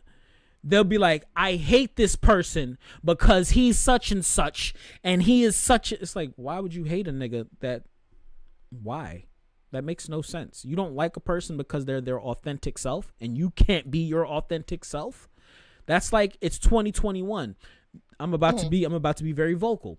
If you're gay, you're fucking gay. These older people that are gay are mad at these younger gay kids because they're out with it. These other motherfuckers that's in their 40s still in the closet. They still on the side doing they shit, but these kids is out here having fun and the world loves them for that. But these guys, they can't because they dug themselves into a hole instead of being their authentic self. They can't chill at the parade with all the kids and do all this shit that they're doing on that side. You understand what I mean? Also, here's a thing that I'd like to say when it comes to women. When it comes to women who are doing this, speaking as a female, right? The thing is that some women will just come, like, I think that's a fact, T-Money. Like, I think that they would just come up to you. Well, as far as them trying to intimidate you, the way that they would intimidate is crazy. you, I know. the way that they would intimidate you, if you are a woman, they would come up to you and they would just pretend to be your friend. Yes. They pretend to be your friend to be like, oh yeah, I love and care. Like, oh my God, I love your style, da da da da. And I have to do this thing, which I fucking can't stand, but unfortunately I have to do this, where I'm literally sitting back, I'm pretending that I'm taking the bait, but I'm actually studying them up and down, and I'm not doing this in a way where I'm jealous of you. I'm not fucking jealous of anyone. I legitimately don't care. But they will come up to you and they will flaunt off and be like, oh yeah, I know how to do this, and they will try to intimidate you through their status or through their appearances and just playing nice with you in general, so they can throw you off track. But the thing is that deep down inside, they are very inadequate because the most insecure people are the loudest people in the room. Usually people who are, they know how to stick to their shit, they're humble, they work hard, they know how to get stuff done. But these people will come up in a very boisterous way. They'll try to intimidate you in a very nice way, and they'll pretend like, oh yeah, we're friends, we love each other, I'll do da-da-da-da. You know? But it's sickening. It literally, like Miss Rena was saying, I got treated like I didn't exist, invisible. Like, these people will pretend that they're your friends, but then you'll be the first one thrown underneath the bus. You'll be the first one, and that's, I think that's the girl, more scary, scary sincerely, thing when it comes girl. to women. That's the most that is the scariest thing when it comes to women, because it's like when men are coming out, they're a lot more overt, but women are a lot more they're a lot more covert. They're a lot more underhanded, and that's what scares the shit out of me. And I just it's such a waste of time. It really is. But yeah, keep going. Nah, yeah. But I was saying, like, yeah, you, like, these old age people can't be mad at these new age kids. You can't be mad at them. That's on you. That ties in with everybody that always seems to have an issue with me when I'm my authentic self. You know, I'm a kind and caring person. I'm very kind, and I say it all the time. Julie, when we first met and we first talked, I said, yo, please excuse my rudeness. I'm like fully focused right now on the event. I'm a douchebag, but I'm not being mean right now. I mean, I totally understood where you're coming from, because it's like, I've been in leadership positions where, like, and he was multitasking on so many things because other people were not being able to pick up the slack. So I completely, I just stood back. I'm like, Shouts okay, out. you know, Shouts out. You need help? Shouts out to T Money for leaving all the wires in the bag. Am I Cancer? Hell yeah, I'm a Cancer. Cancer Sun, Sagittarius Moon, Virgo Rising. Real? Oh, you a Cancer too? That's why you my nigga. Cancer Squad, bro. Let's go. But yeah, going back to what you were saying in the comments, boo, boo, baby. I'm scared that people comment. No, I hate it when people flatter me. People will come up to you, butter your butthole so fucking, they will want to lube you up. They will want to lube you up so fucking well. She said, butter your butthole up. You up. They will fuck you right She is up. hilarious. Hey, their butter. Oh, Lil Larai is a Cancerian. Yo, he's a part of my set. It's me, T Money, Larai, Julie J, Robert, my squad. Squad. I'm telling you, churn your own butter. Do not take other people's butter. She said, butter your butthole. I told y'all this stream is over 9,000. Yo, so let me get into this, right? So okay. I'm sitting there on the phone like, yeah. She's like, oh shit. Oh, well, how are you doing? Are you all right? So I'm like, yeah, I'm cool, I'm fine. You just caught, and she literally caught me while I was taking a shit, also known as leaving a shit now. I was like, yeah, you just caught me while I was taking a shit. She's like, oh my bad. I was like, yeah, it's a big one. She's like, yeah, call me back when you're done. I was like, all right, no problem. No problem. Hung up. Mind you, I totally forgot. She knew what she was doing. This is a whole nother number. I stopped talking to her. She said, yeah, just call me back. She's like, yeah, nigga, I know. Yeah, nigga. I instantly called her first. Mm-hmm. I was like, yo, let me ask you a question. She's like, what, Malik? I'm like, yo, did you sleep with such and such? She gets quiet. She's like, what? What are you talking about? Let me tell you guys something about me.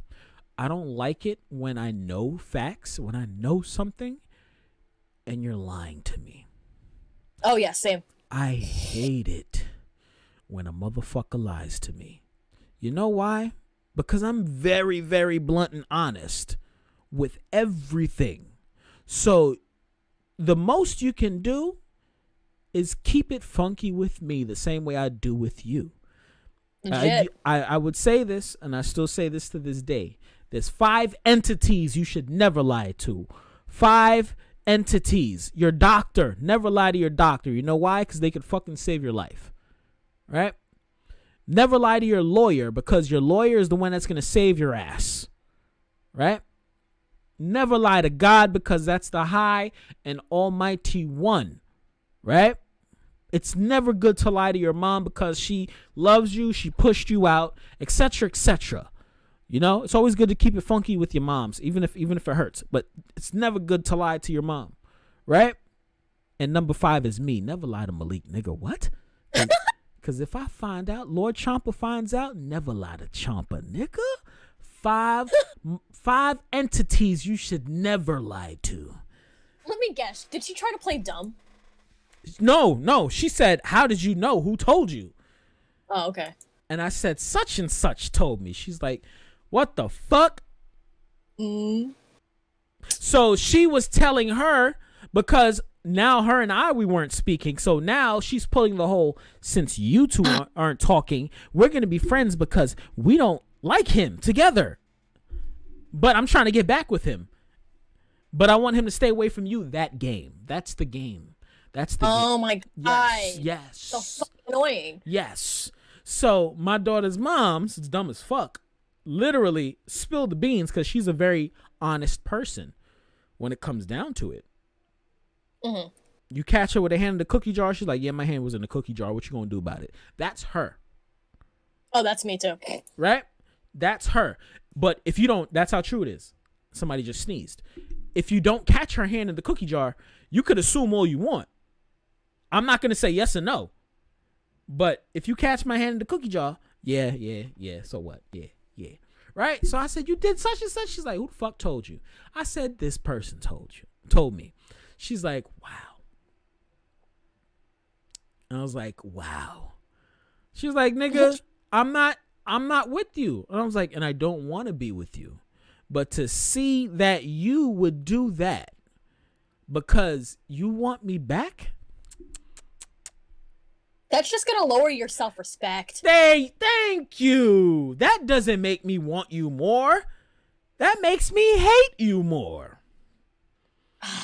Right? You could have literally took all that energy, just focused on yourself, just worked on yourself instead of just being like, oh yeah, let me just try to get you jealous. What is this, fucking high school? No, what is fucking middle school? Come on. Grow up. Does the name begin with you? You already know who it is. Rena. Yeah, you know who it is. Right? So I hang up the phone with her. Remember, I don't like it when people lie to me. Mm-hmm. I call this nigga. You're like, yo, what's going on, man? I'm like, nothing, just chilling. Just, finished taking a shit. I got a question for you, bruh. He's like, what? What's up? I'm like, yo, did you sleep with my baby mama? This nigga instantly says, yo, my nigga, you're fucking crazy. You're lying. Why would I do that, my nigga? You're my brother. Ooh! I'm quiet. He's talking. He's giving his whole what is it called? His whole, not spiel. It's his not Miranda. It's his like pledge. Like he's like you my nigga. I would never. I said, baby mom's told me. He's like, yo, why the fuck she told you? My bad, bro. I'm so sorry, my nigga. Hey. These people out here trying to play dumb. If you could see my head turning on this, I love Family Guy. I'm talking about old school Family Guy, okay? There was a scene where somebody said some dumb shit to Stewie and he turned his whole head sideways like, what? That's me. Because I could do the Stewie voice. So they used to call me Stewie back in high school. Yes. Right? Nigga said all of that. I love you, bro. We out here. It's us. Yeah. Right? Baby moms told me, my bad, my nigga. Yo, I'm so sorry. Yo, like, why would she tell you? She's like, yo, what had happened was, tells me the whole story. Right? I'm going to get into these stories later on because there was a certain point in time when I started dating a certain person that this all happened. So when I tell these stories later on, you guys can tie it in yourselves, have fun. All right? NWO, bitch. Right? I said, you know what? I'm not even mad at you for smashing Shorty. You know why? Julie. What's up? What do I like? Honest people? Well, I love honest people, but... Oh, wait, hold on. Red-boned thotties? Red-boned thotties. I knew what I was getting myself into. I knew you would try and smash the homies. The thing is this. Damn, homie. You went for it. Damn, homie, you went for it. Damn, homie. It was you? I thought it would have been T-Money. And I'd have to cut him off. Oh, my God. You know? Mm-hmm. Boom, I cut homie off. Cut this nigga off. Like I said, later on, I'm going to tell some stories about me being connected spiritually and all this extra stuff. Because when I go through certain times in my life where I don't talk to people, it's because I'm spiritually going through something. T-Money know exactly what I'm talking about. I wouldn't talk to people for months. And they'd be like, yo, are you okay? I'm like, I'm perfectly fine. But when I ask the man upstairs, I'm like, yo, give me a sign. This is what I'm looking for. Or just give me such and such. Or expel those away from my life. Blah, blah, blah. Whenever I ask for people to leave me alone, the people that are negative in my life are the ones that are consistently there. You understand what I mean? Just keep that in mind. Keep that right. So I cut because of your energy. Yeah, because that's the man upstairs saying, "Yo, cut this person off. You shouldn't be around this person. You should not talk to these people. These people, literally, these people, right? So I cut homie off or whatever. This is when I started working at Agatha and Valentina. Shouts out to my girls. Beautiful lesbian couple. They opened up a restaurant on Myrtle Avenue in Brooklyn. It got shut down, unfortunately. But when it was open, beautiful restaurant. I worked in the kitchen. I was working my ass off. I saved every single penny. And it was a restaurant, so I ate for free. So I would eat there and then go home. That's it. I don't have to spend money on food. I'd only spend money on rent and my child. That's it. You understand? So every penny I made, I saved it for Weeboids. Right? Saving up my bread. Boom, boom, boom. Like I said, I stopped talking to the kid. This was... I'm trying to remember exactly when this motherfucker hit me up. This was like before Christmas. My phone's ringing. Hello? He's like, yo, bro. What's up? Like, I haven't spoken to you in a minute. You good? I'm like, I'm perfectly fine. Are you okay? What's wrong? He's like, oh, nothing's wrong. It's just that you not talking to me. I'm like, yeah, I got shit to do. Like, what's wrong with you? Like, are you okay? Because you only call, people only would call me when they want to, what was the word you said earlier? Something dump? Emotionally dump. Emotionally dump. When yeah, they trauma would, dumping. Oh my God, Malik. Yo, what happened? Yo, man, this. All right, bye. Click. Oh, but see, okay, but hold on. Before you continue, these are the people that will come to you when they want something, but when you need something and you need help and you go to them, nowhere to be seen, nowhere to be found.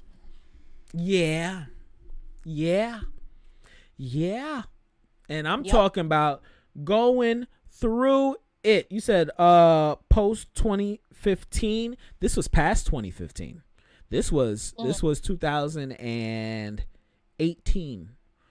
I found out 2017, that whole winter, I had my whole revelation and awakening. I stopped talking to people. Then I started working at Agatha and Valentina. Not Agatha and Valentina, excuse me. Shit.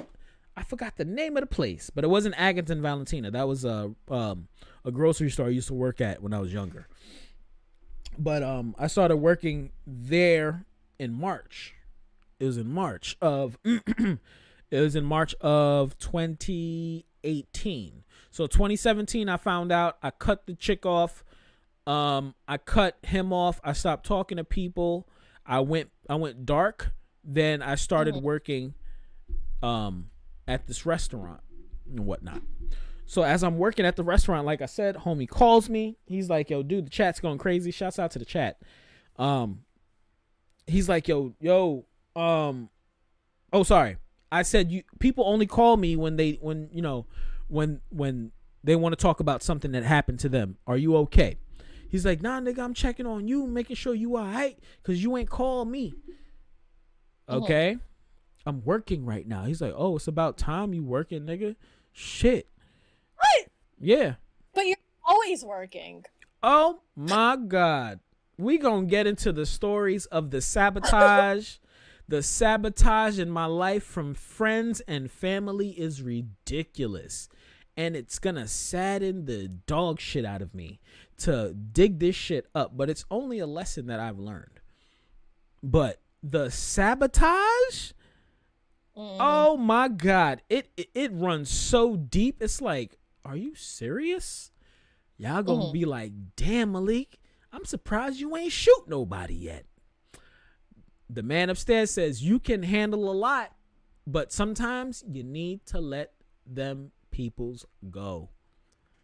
You taking a lot. You can handle a lot. You can handle a lot, but it's ruining your life, my nigga. Stop it. Stop it. Like, that's what he keeps doing. So nigga said that to me.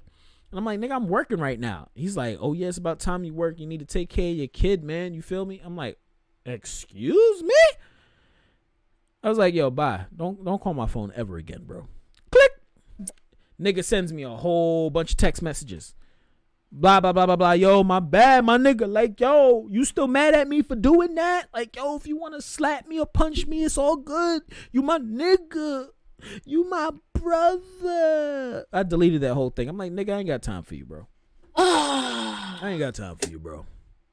Bruh. And he's one of those people that have consistently have told me, like, oh man, I'm mad and I'm jealous that you can do such and such. Damn, y'all been together for this amount of time. I'm mad and jealous at that. When people say things, you listen to them.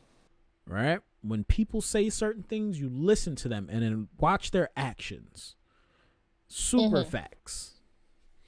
Super motherfucking facts. But yeah, that's the story of why I'm not friends with a certain person anymore. Y'all could tie it in. Y'all could figure out who it was.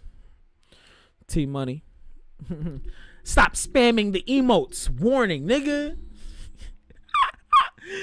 Yeah, but even Nightbot, I don't think it's like accurate the way that they moderate the chat. Yeah, it's not. I'm gonna switch it up. I'm gonna change it. I'm gonna change it. But yeah. That's yeah. I gotta next time we go on stream when I'm like, you know, at Weeboids, I gotta tell you guys so many stories as well. Yeah. But it will all be revealed in layers. But again, I understand your plight. I'm sorry you had to deal with such annoying ass shit. People in general, you just gotta. And you know what really sucks is like you can't. What is that? Nightbot is a tyrant. Wait, what? In the chat, they said Nightbot is a tyrant. Legit. The crazy thing, especially like people, I'd say people like me, I like to think that I have a big heart. I like to be trusting and be like, well, you know, as long as I'm explaining things clearly, you get the gist and it should be fine, right? But I think people just tend to overcomplicate things, make things like unnecessarily, and then you get what I mean. I do. It's just stupid. Like, why are you wasting so much time? Some people, that's just some people's steez. That's how they maneuver. That's how a tight. The thing is, what do you even gain? That's what I don't understand. Yo, the woman that I no longer talk to. You know when, and I'm this is something I've learned as well. You can't change, like you really can't change people. And I remember trying to be not insightful and not even a guide. But you know when you see someone acting a certain way and it's like, I see what you're doing and you should put that into something else. Like, yeah. Like you're mad at the wrong person type of thing. I remember having a conversation with Shorty I don't talk to anymore. And she had a conversation with her friends and she's like talking and she's being extremely manipulative. And I'm like, if you can do that to the people you call friends and family, of course you're going to do that to me. I'm not dumb. So I have to work on my escape plan. My escape plan didn't work out the way I wanted it to work out, but it worked out. So fuck it. I'll tell you guys about my escape plan afterwards because that shit was funny as fuck. My escape plan. But I'm like, you know, the way you're acting is good in business. She's like, what do you mean? I was like, yo, you are so manipulative as fuck and you like to twist words and jargon and stuff like that. You don't do that to your friends and family. Yeah, exactly. I think that's the thing, though, that they treat these people as disposable transactions. Yes. It's very inhumane. You do that in business. You go to a boardroom meeting and you're trying to close out deals. That's where you act ruthless. That's where you have to get shit done to get shit done. Right? And then relationships come along the line. You know what I mean? Right, because when it comes to these relationships, especially if they're close-knit, these are people that you're supposed to rely on to have your back. Exactly. Like, what? So, you know, if they can't even, if you can't even rely on them or they can't even rely on you to be honest, then it's like you're basically self-sabotaging your chances. I'm like, you need to do that in business. You don't do that to your sister. You don't do that to your friends. That's foul. Because everything you said was a fucking lie. I'm like, I know who you really are. I know how you really are. Even these people, right? They're doing this all for, again, going back to the whole point. They're appeasing the wrong types of people. They're appeasing the wrong types of crowds. Yep. Right. Yep. And then at the end of the day, when all the real people are gone, and then you have all these people that you tried to suck up to, they're gonna look at you and they're gonna realize, oh, you're also a phony too. Because, like, not even they're gonna realize that you're a phony, but it's like you won't have anyone to back you up at the end of the day because you cut all your resources. Your foundation is gone, and all you have now is the rubble you were trying to you were looking for diamonds in the rough. No, they're digging through fucking trash. Yes, man. They're digging through trash when they have a whole house full of jewels and stuff, and treating the jewels like shit. Right. You know? I think that it just comes back to the point of like not understanding your blessings, not being grateful. Yeah, very true, yeah. And you know what? These people, they won't realize it until like way later on, and then years come by, right? You've already healed. You already healed. Oh, please take me back.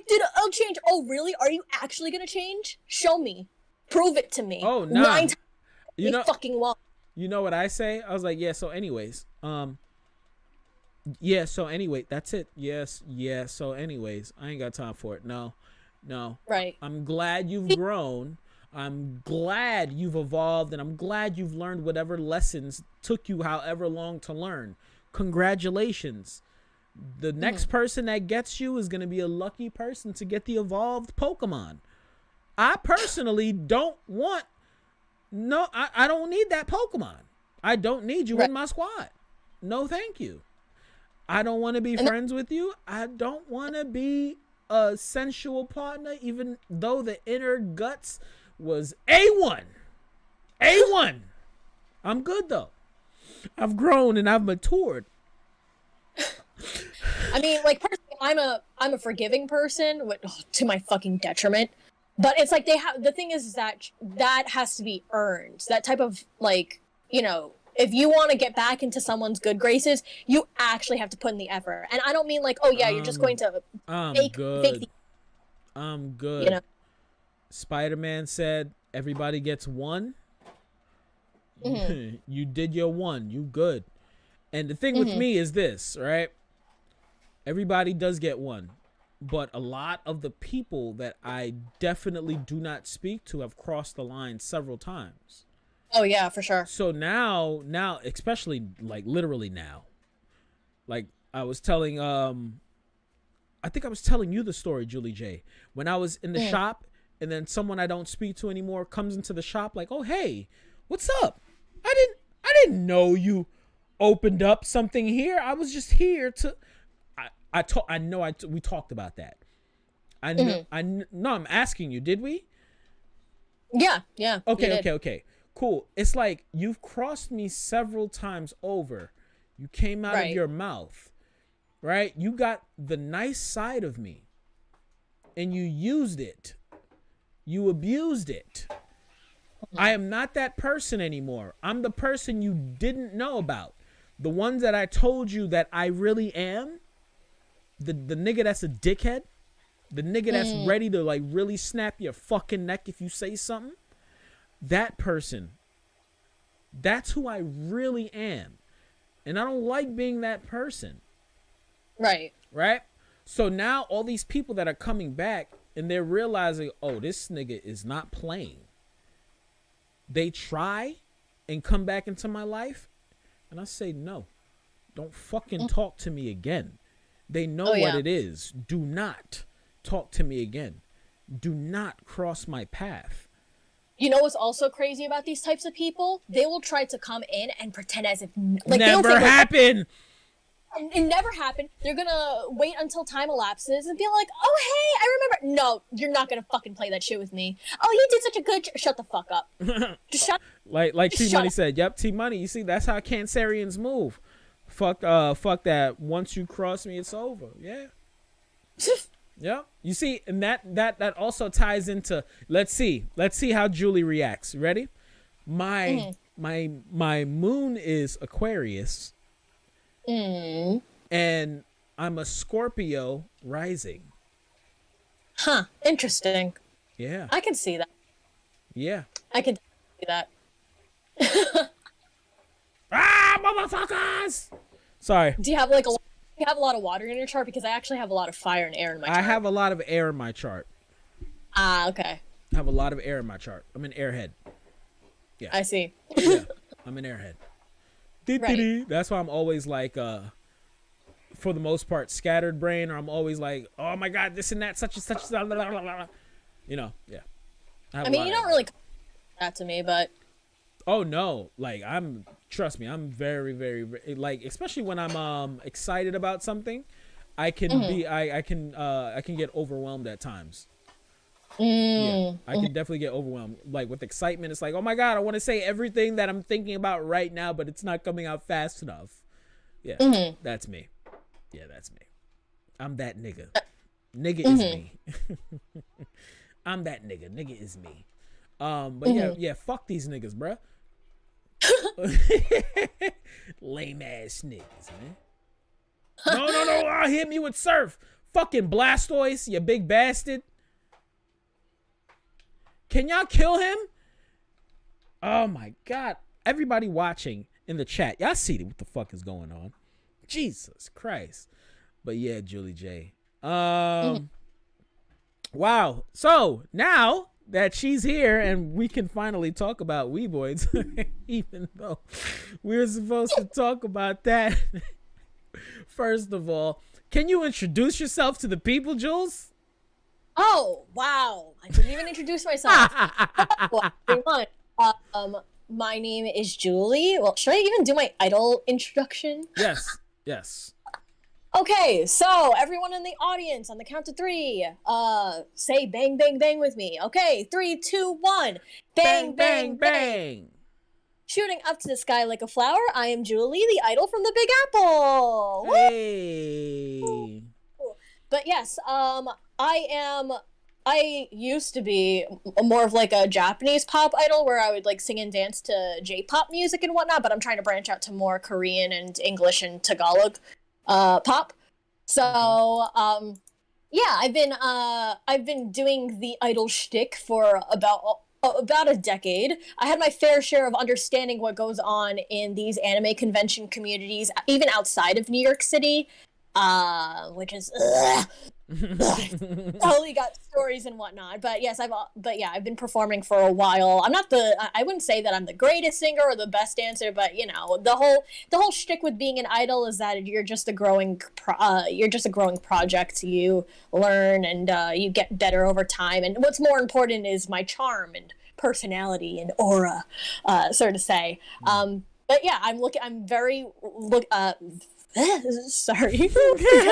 Yo, it's crazy. We've been talking for how long and you haven't slipped up. Now you got to talk about yourself. You're like, oh my God. Okay. Oh my God. Yeah.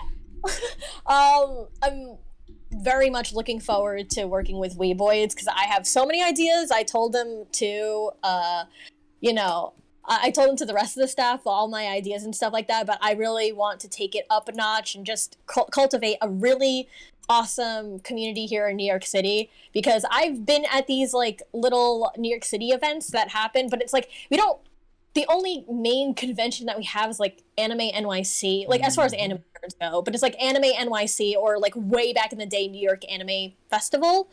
But there's that, and then we just don't really have much of a community. Like people go out and they do these small meetups and stuff like that, but I don't really feel like we have like a community the same regards as like people in Texas or the DMV area or Florida. You know what I'm saying? Yeah, there's a lot of places where they have like D&D nights, they have cosplay nights, they have retro gaming nights, and over here there's no actual like cosplay night. I don't know any places that do that.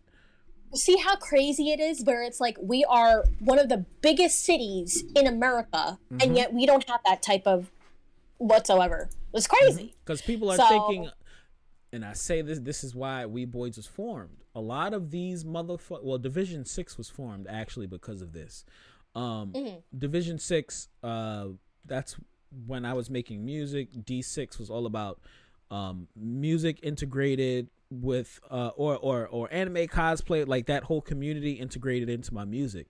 So like I wanted to have like kimono girls performing with me. If you look at my older videos, we're in the arcade and I have like kimono girls and shit like that.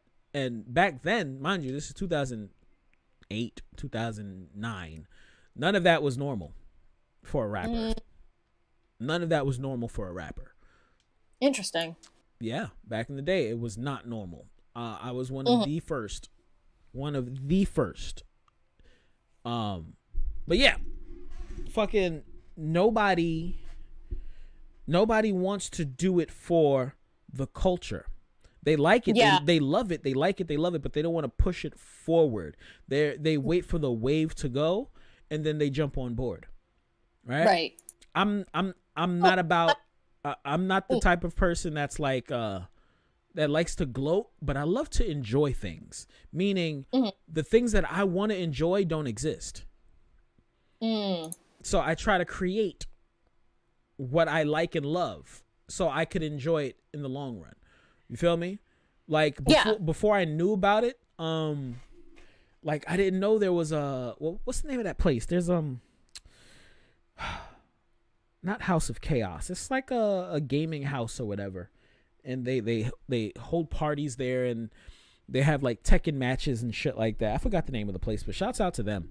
We need more places like that to pop up. I didn't know about them until after we opened up. Right? I'm like, word?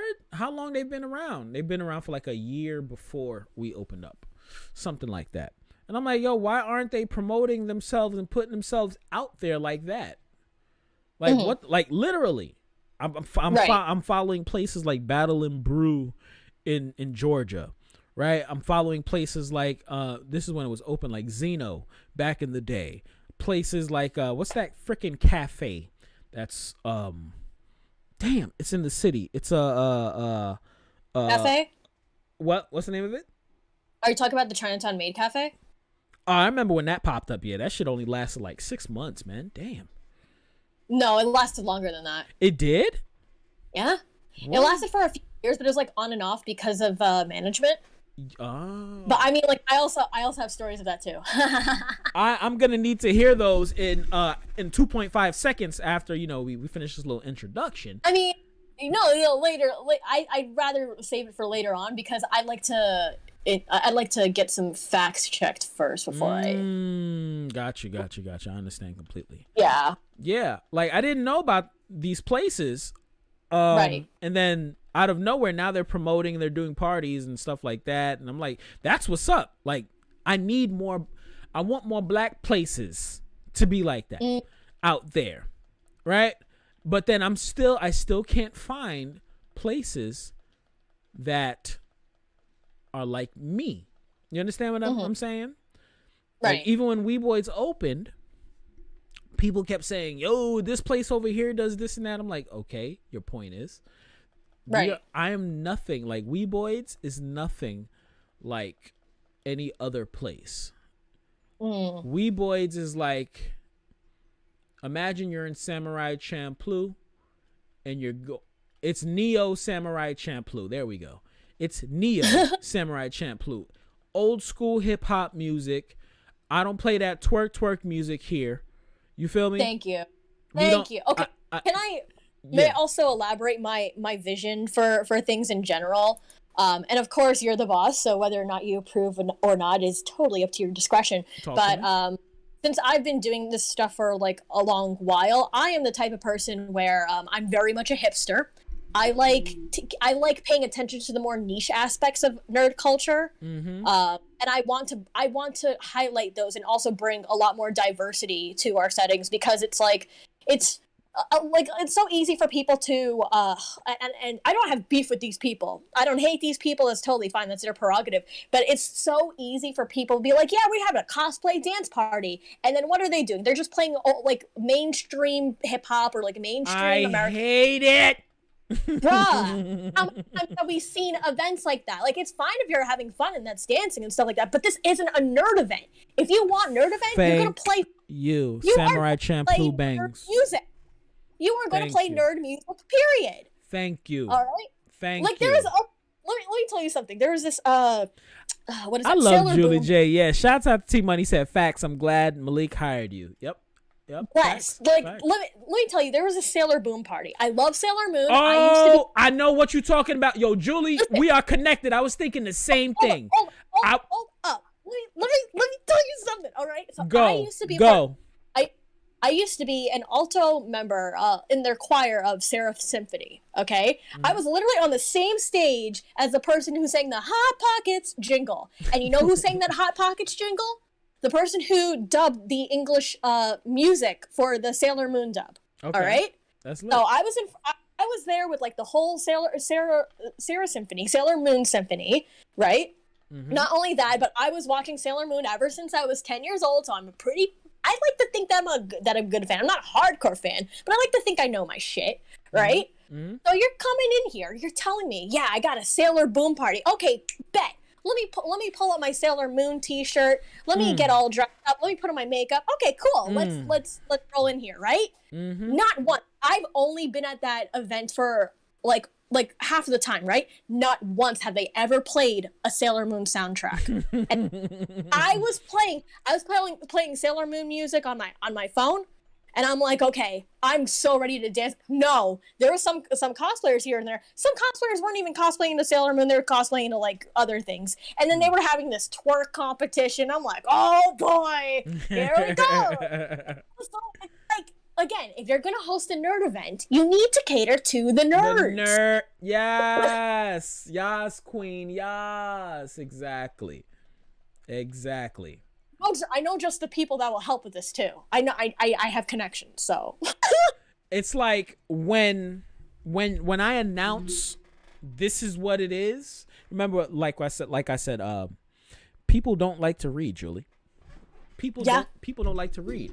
So I wanted the Weeboids party to be strictly music, no gaming. This is the type of music. This is the dance party. This is where we shake our asses.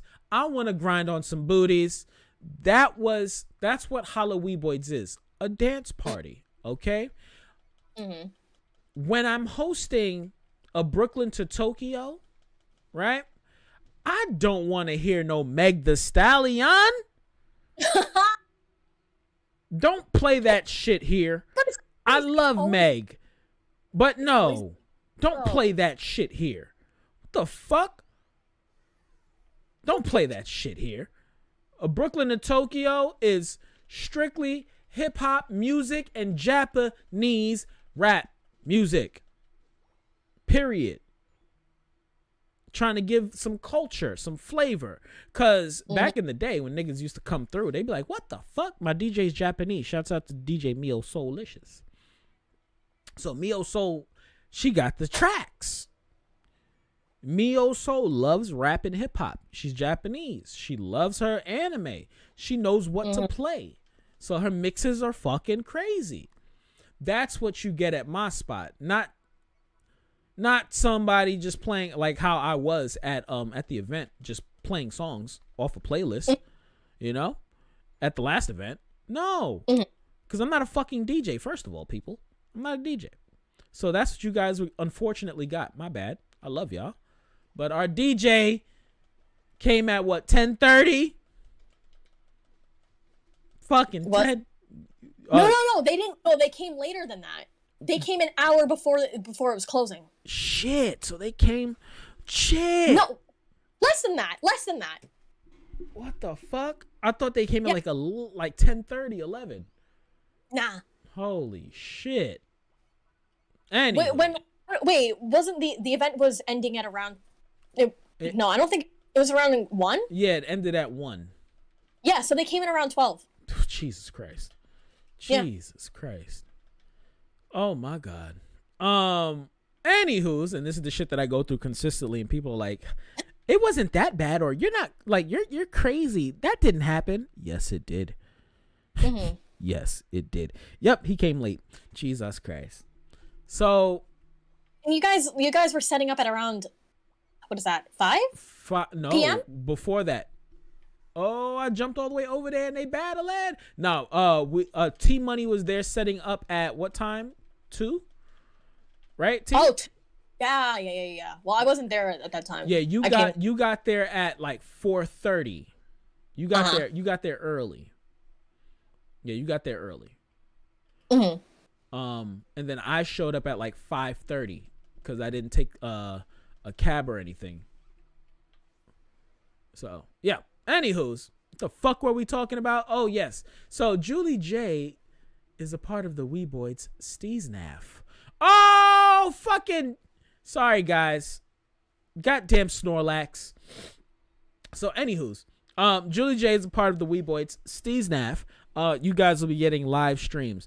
We changed things up and we're more focused on live streaming, having these type of talks to the chat, and so you guys can get to know us a little more. Jules, we were speaking about you talking to the people about the Japanese culture. Am I correct? Yes. You having friends on that are Japanesey across the world, across the globe, actually, coming on and talking and having these kind of chats, and other stuff we got down the pipeline for you guys, man. So right. I can't wait, man. I can't wait. I definitely want to highlight, what is that? Let me, is it okay if I spoil some ideas? Go ahead. Yeah, go ahead. It's okay. Trying to pull one note. Give me just a minute. Yeah. Okay. So there's this one idea that I have. So the first program that I have is, it's titled From Pros to Cons. It's a work in progress, the title and everything. But it's basically a program dissecting the atmosphere of anime and geek convention scenes, offering nuanced perspectives and multifaceted discussion. It will also highlight the more niche aspects of Japanese-inspired pop culture focused in America as a whole. So basically, this program that I'm thinking of doing for Weeboids is I'm going to be touching up on the convention scene itself and how people act in those things. So it's like you guys know what you're getting involved into. What is that? Let's say for example that we're talking about J fashion and we're talking about, like, I don't know that much about J fashion, but I would be talking about the culture, like how people structure their whole fashion shows or what, like just think of it like an inside scoop. I'm going to be talking about the good stuff, but I'm also going to be talking about the bad stuff. Because we want to make sure that we get all angles. Exactly. In, you know what I'm saying? Yeah. So there's that.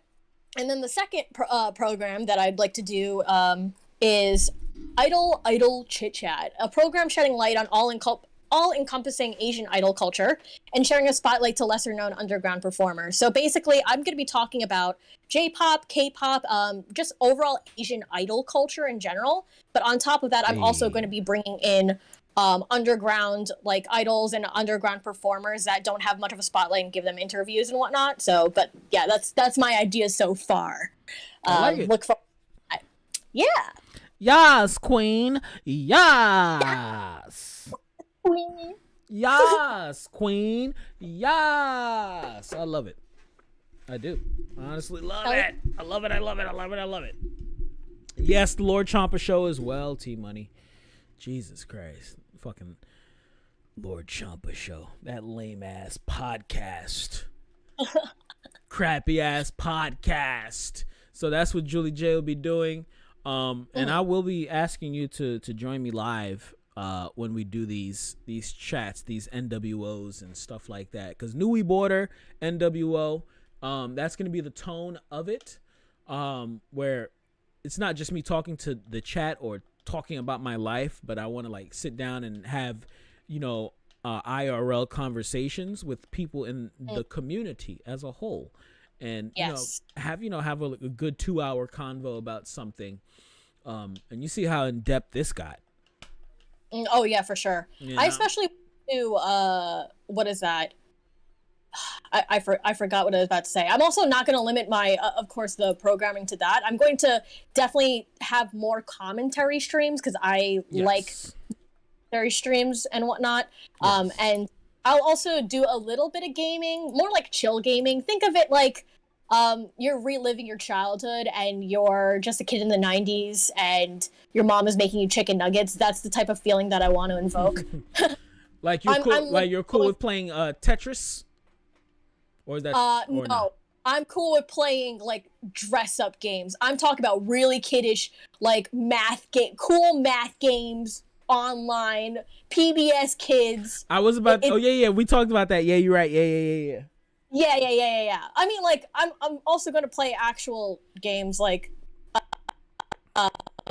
maybe I'm going to play a little bit of Professor Layton if I want to, or some Animal Crossing. But I just want to play more chill games, just games where you don't have to stress too much and you're just relaxing and nice relaxing. I like that. And me, I'm gonna be the belligerent motherfucker cursing niggas out and shit like that. You know what I mean?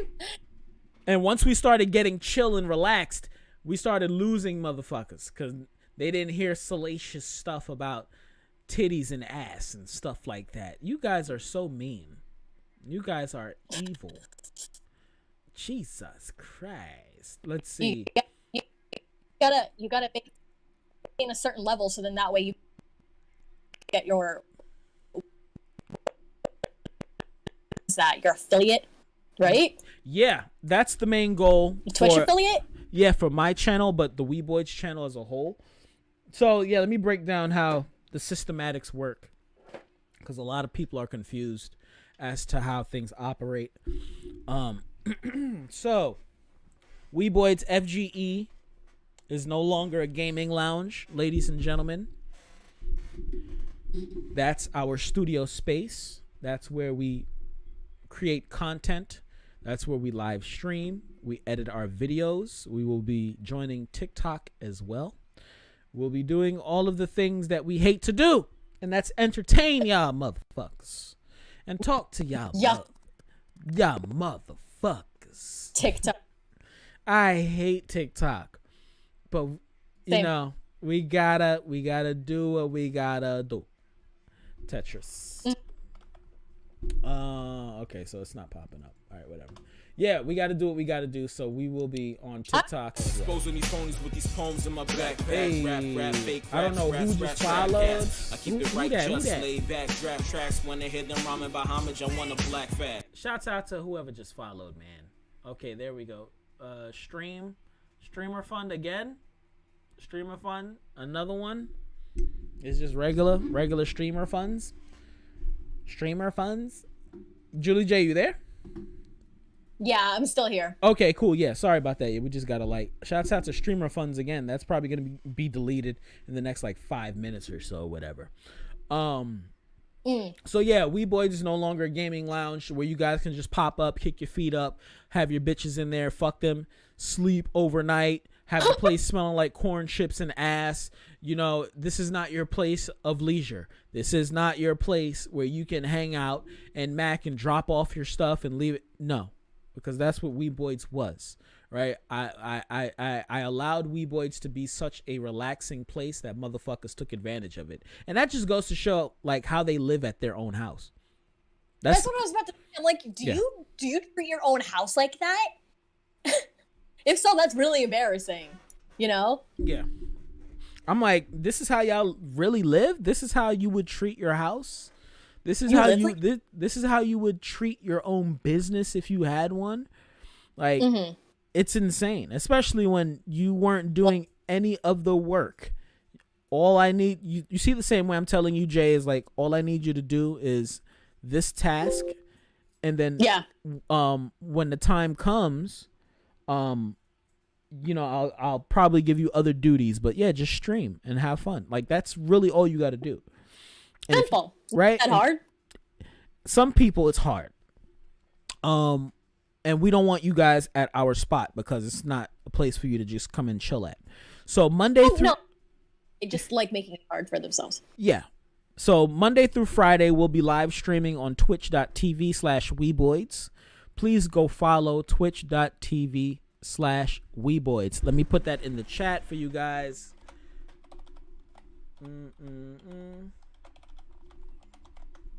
And that's to everybody that is following me, Malik Champlu, on YouTube everywhere. Follow us on YouTube as well. Can't post message to some channels. What's that, Facebook? That's fine. I know people are like talking shit on Facebook too, but shouts out to everybody watching on Facebook. I can't see your comments. So Monday through Friday, we're live streaming. We're gonna have a set schedule, or we're gonna mix it up from here and there. On Julie's end, as she said, she's gonna be talking about idle life. She's gonna be talking about con life. Excuse me. That should be the name. That should be the name of it. The con life. The con.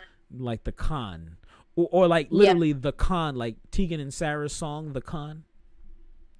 Old school. That's mad old school. She'll be giving you stuff like that. She'll be giving you chill streams, playing old school games. You know, that lubby-dubby shit. You know what I mean? I'm like the kawaii crew. Yeah. Like if you came here for really cute shit, you come to me. Yes. If you want cursing, big titty hoes, you feel me? Nah. You want nigga shit? That's me. You won't nigga. You won't get that from me though. No. I'm very pure. Yes. Desu. You won't be getting that from her. But here's the thing. Like I said, this is why I'm streaming right now. This is like, you can say the final stream where I'll be cursing and shit like that. I'm doing things different on my side. So yes, you'll be getting programs like the Lord CHAMPA show that will not be live. The Lord CHAMPA show will be exclusive to YouTube, right? That'll be pre-recorded and put on YouTube. The live episodes will be streamed starting in January or February in our Discord specifically. So you guys will be able to watch the Lord CHAMPA show live when we record it.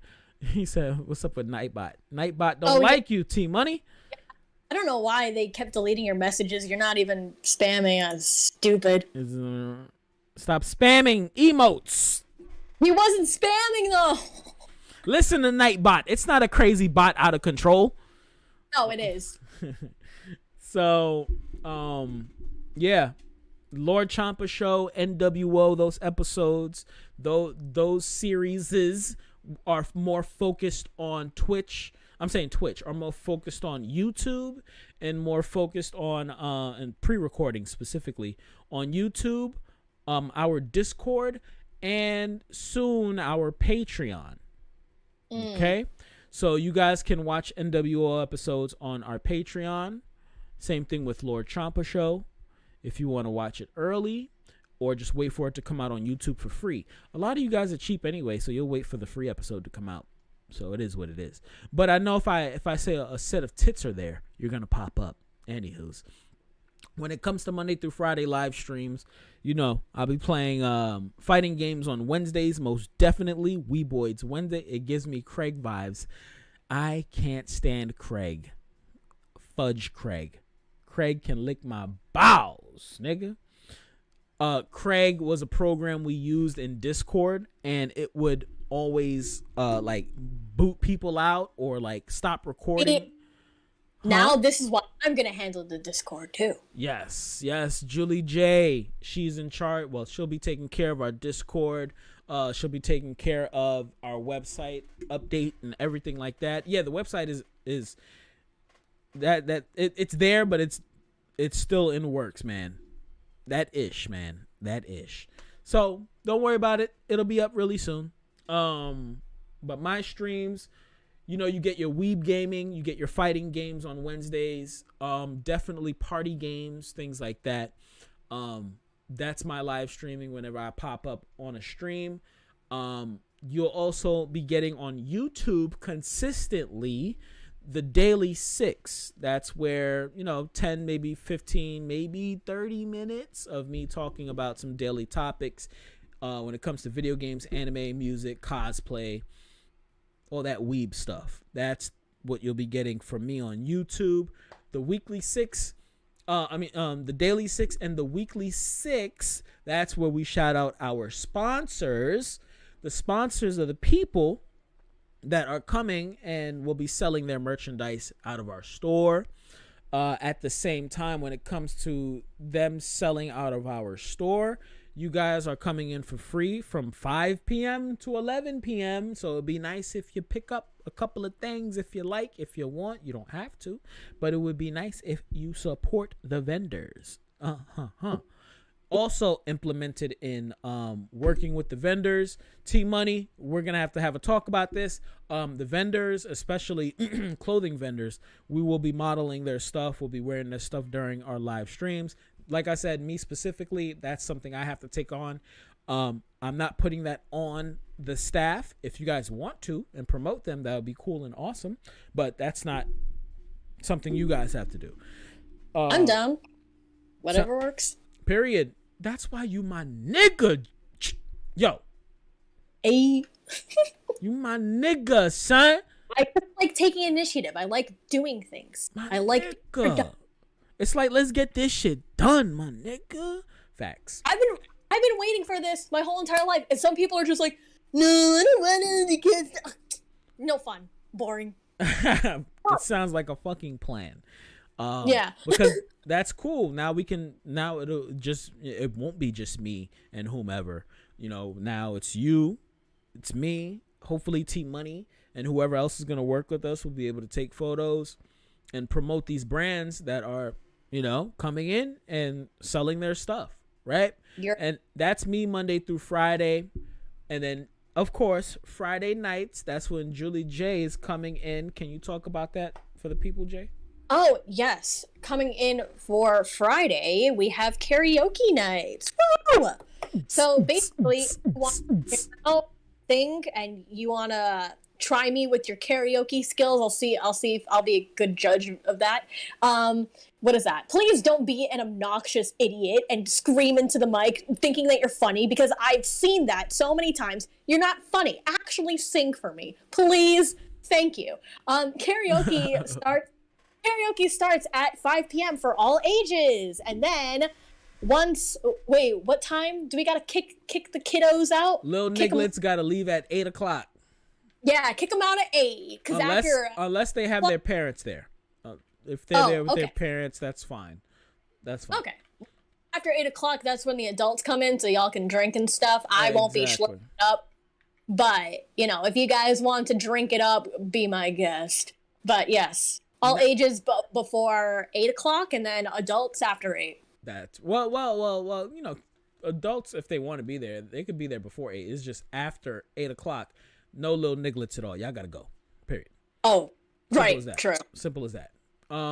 Another thing, Weeboids ain't open to the public like that, peoples.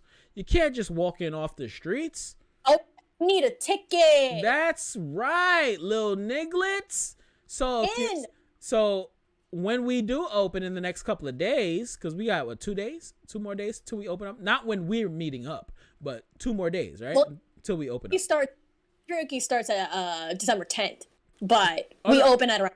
Yeah. But I still got to get this shit up completely running, so people can start getting their tickets and shit. Yeah. But yes, tickets are free, people. So you would just go to weeboidsfge.com and then just get your free ticket. That's it. You guys love. At RC and get the VIP. Yeah. What happened? I tried to make a joke and it sucked. I'm so sorry. You're like breaking up like crazy. Oh no! Yeah, you was like stuttering like a motherfucker just now. Oh, how's my battery low, bitch? How is my battery low, bitch? Is it charging? Okay, now it's plugged in. There we go. How is my battery low? That makes absolutely no sense. Thing is plugged in the whole damn time. Bumbacleat. Hello? Yeah. Oh, is it work? Oh, I just got what? I just got slammed. What's Are we good? Smoke it up? Oh, no. This nigga said, smoke it up. Ain't no smoking in my spot, nigga. Ain't no smoking in my spot, boy. So yeah, you guys just go on the website when it's up and then you get your tickets. It's simple as that. It's no different from when you have to go to a certain place and get your ticket to go to the place. You can't just walk into said place. You need tickets to go into certain places. I'm breaking up. She's stupid. Copy. Julie J gotta go, everybody. Thank you. Thank you, Julie J.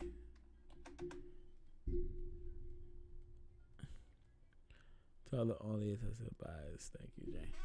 I got iPhone. She got an iPhone. iPhones are trash.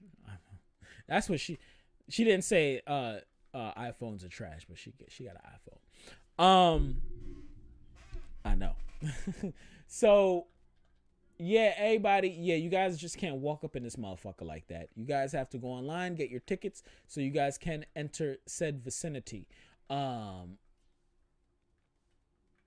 Otherwise you can't come in. I don't care how you feel. Things have been changing on my end, the way I'm handling people and things, like how I used to back in the day. If you're not listening and pay attention, I don't give a fuck about your feelings, bruh. You weren't listening and pay attention. I remember I said that to a chick one time. I was digging her. And I said something to her and she wasn't listening. And she, at the time, didn't know how I operate. So she thought I was being rude just to be rude. No, that's just how I am. If people aren't listening when I'm speaking, I'm going to be vocal about it. Like, you're not listening? And I said that to her. Like, you're not listening? So she took it as disrespect, even though you weren't listening to me as I was talking. And that's disrespect. Anywho's, so get your tickets online. It's free. There's only a certain amount. So once they're all quote unquote sold out, that's it. You don't come, you can't come. Okay, so your point is, and the reason why I have this mentality is because, once again, Weeboids is not a lounge anymore. This is the place where we record our stuff Monday through Friday. We're taking care of business, and on weekends we chill and have a little fun. That's when we invite our people over for some karaoke. We invite our cosplayer friends over on Saturday nights. And on Sundays, we're going to have the FGCL, the Fighting Game Championship League. That's going to be fun. I could turn this audio back up for the thing now that J. Dot isn't talking to me no more. She ain't here no more. She don't love me no more.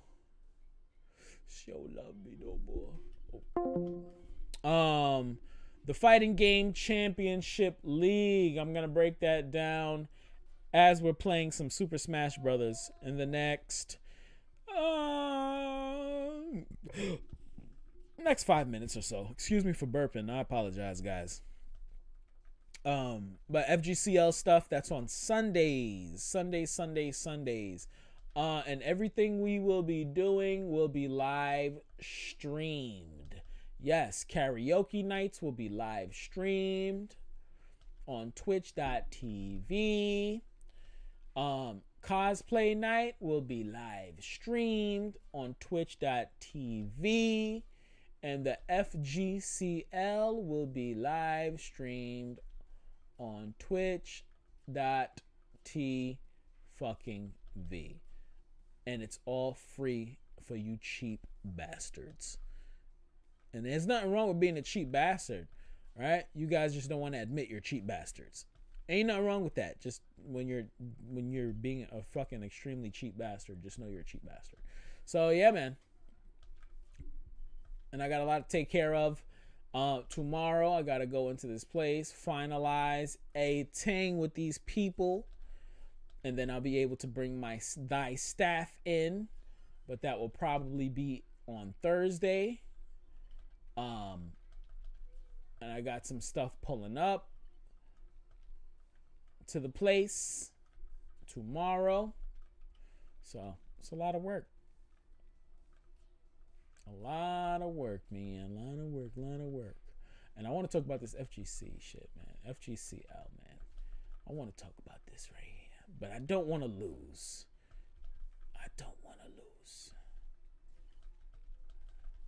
Me not want to lose, man. Me not want to lose. Bomba cleat. Oh. I will not lose, niggas. What? Bomba clot. Woo. Ah, fuck. That was fun. So, it says that's what happened when you got Android. Yo, T Money, she has an iPhone, dick. I hate T Money and his disdain for Androids, man. It's annoying. I can't stand T Money, man. So, the FGCL, the Fighting Game Championship League. Remember how earlier I was telling Julie J how the things that I want to see is not here. It's not present. You know? There aren't events that are playing old school hip hop music, Japanese music, you know? And it's a cool, chill vibe of otakus, black nerds, and people like that.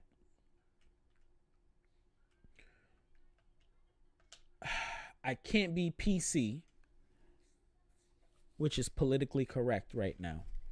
A lot of these events are full of fucking weirdos. Okay? And I'm talking about like the niggas that sniff women's chairs and shit like that. People like that. That's what these events are full of. People like that. My events, I don't want people like that. I want the cool, chill, laid back motherfuckers. Ain't nothing wrong with talking about video games and stuff like that. That's what we do. There's nothing wrong with talking about anime. That's what we do. But when you start Naruto running, or you start posing, and there is no it's not a convention. It's just us smacking and chilling. Yeah, it's a different story. When you're consistently in caricature at all times, that's a problem. That's just me. Yeah. So when it comes to, that's parties. When it comes to laid back chill stuff, we tried it with Weeboids, completely changing it. Right now I could care less about people wanting to hang out at spots and stuff like that. Care less. So that's why I pretty much dissolved what Weeboids used to be. And now it's Weeboids FGE. And that was always there, but it was never focused on. FGE stands for Fighting Game Evolution. I've always been a fan of fighting video games. Always. Since a kid. Street Fighter. Yeah, we're talking old school Street Fighter on the SNES. On the fucking Sega Genesis. That was me. I played games like that. Art of Fighting. Fucking King of Fighters. Homies had the Saturn. I didn't have a fucking Saturn. Played games like what is it called? Virtua Fighter. So I'm an OG when it comes to fighting games, and I've always loved fighting games. And the one game that propelled everything, everybody knows this, is Marvel vs. Capcom. Marvel vs. Capcom morphed our minds. We all love MVC. I love MVC. So we confirm for tomorrow. I'll be coming to the M. Hold on. Meet with them at 2 for the rules and regulations and finalizing.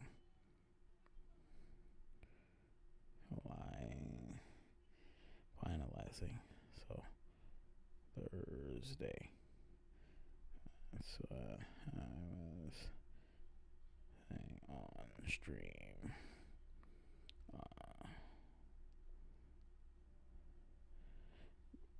So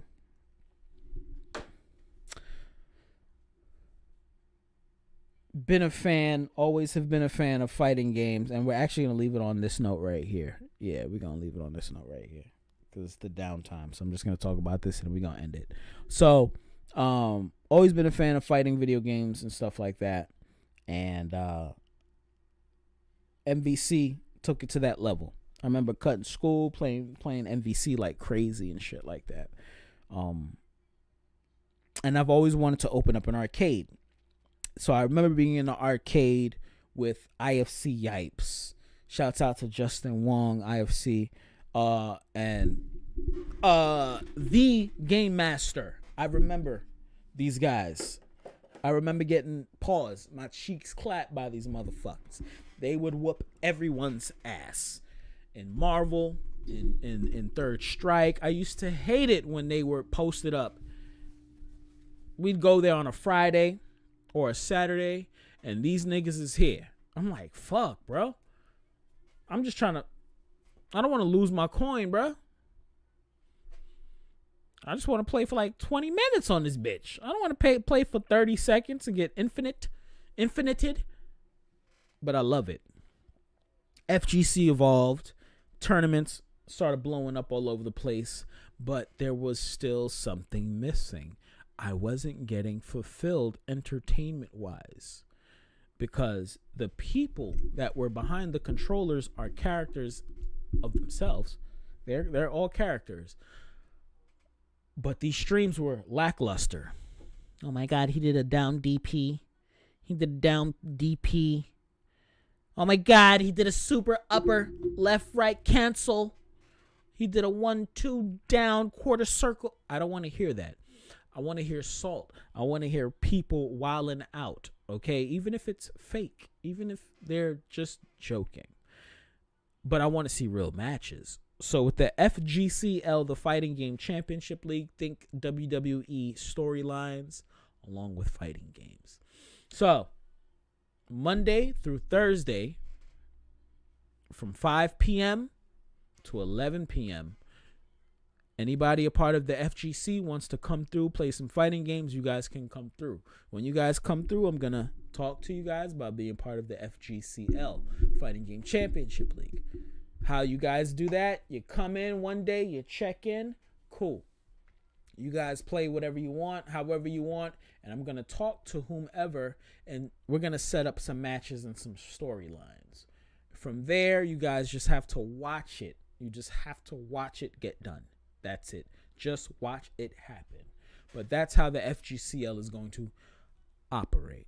All right, so you guys will be getting WWE style storylines every Sunday, live streams. It's going to be fucking awesome, man. And we're going to rinse, wash, and repeat. We have two other gentlemen that's a part of the staff. One, unfortunately, I said I'm not going to be PC anymore.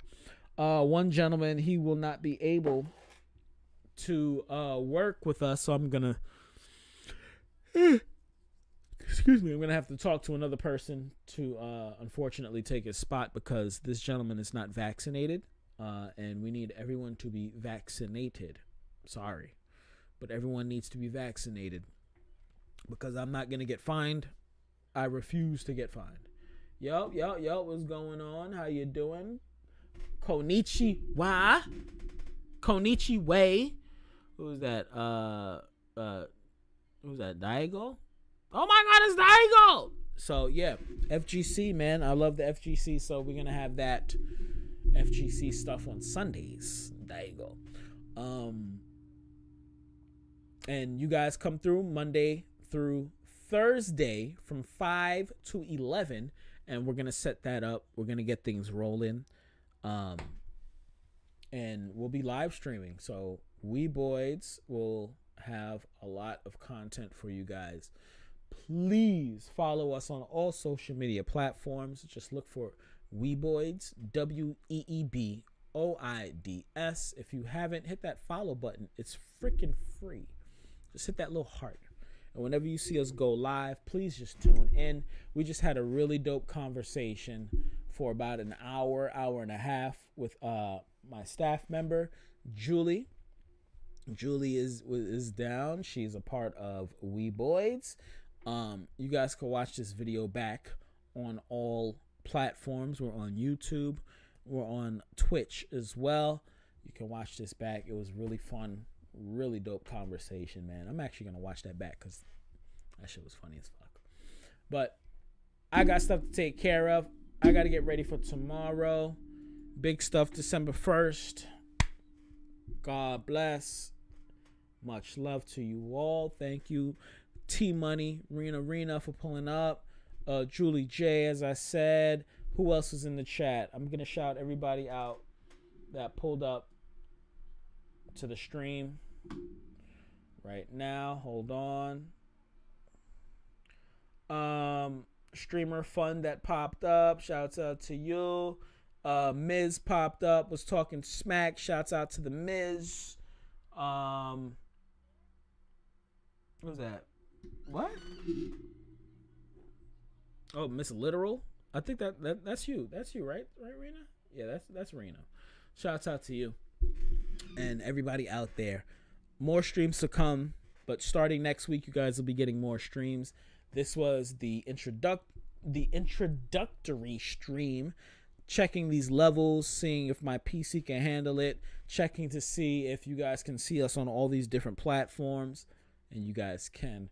And yeah, the scenery is going to be real different. The only time you guys will be seeing this background right here is like when I don't feel like going to work or something like that, and then I still got to stream and whatnot. But it's the Otaku MC, the Shogun, the Rap Games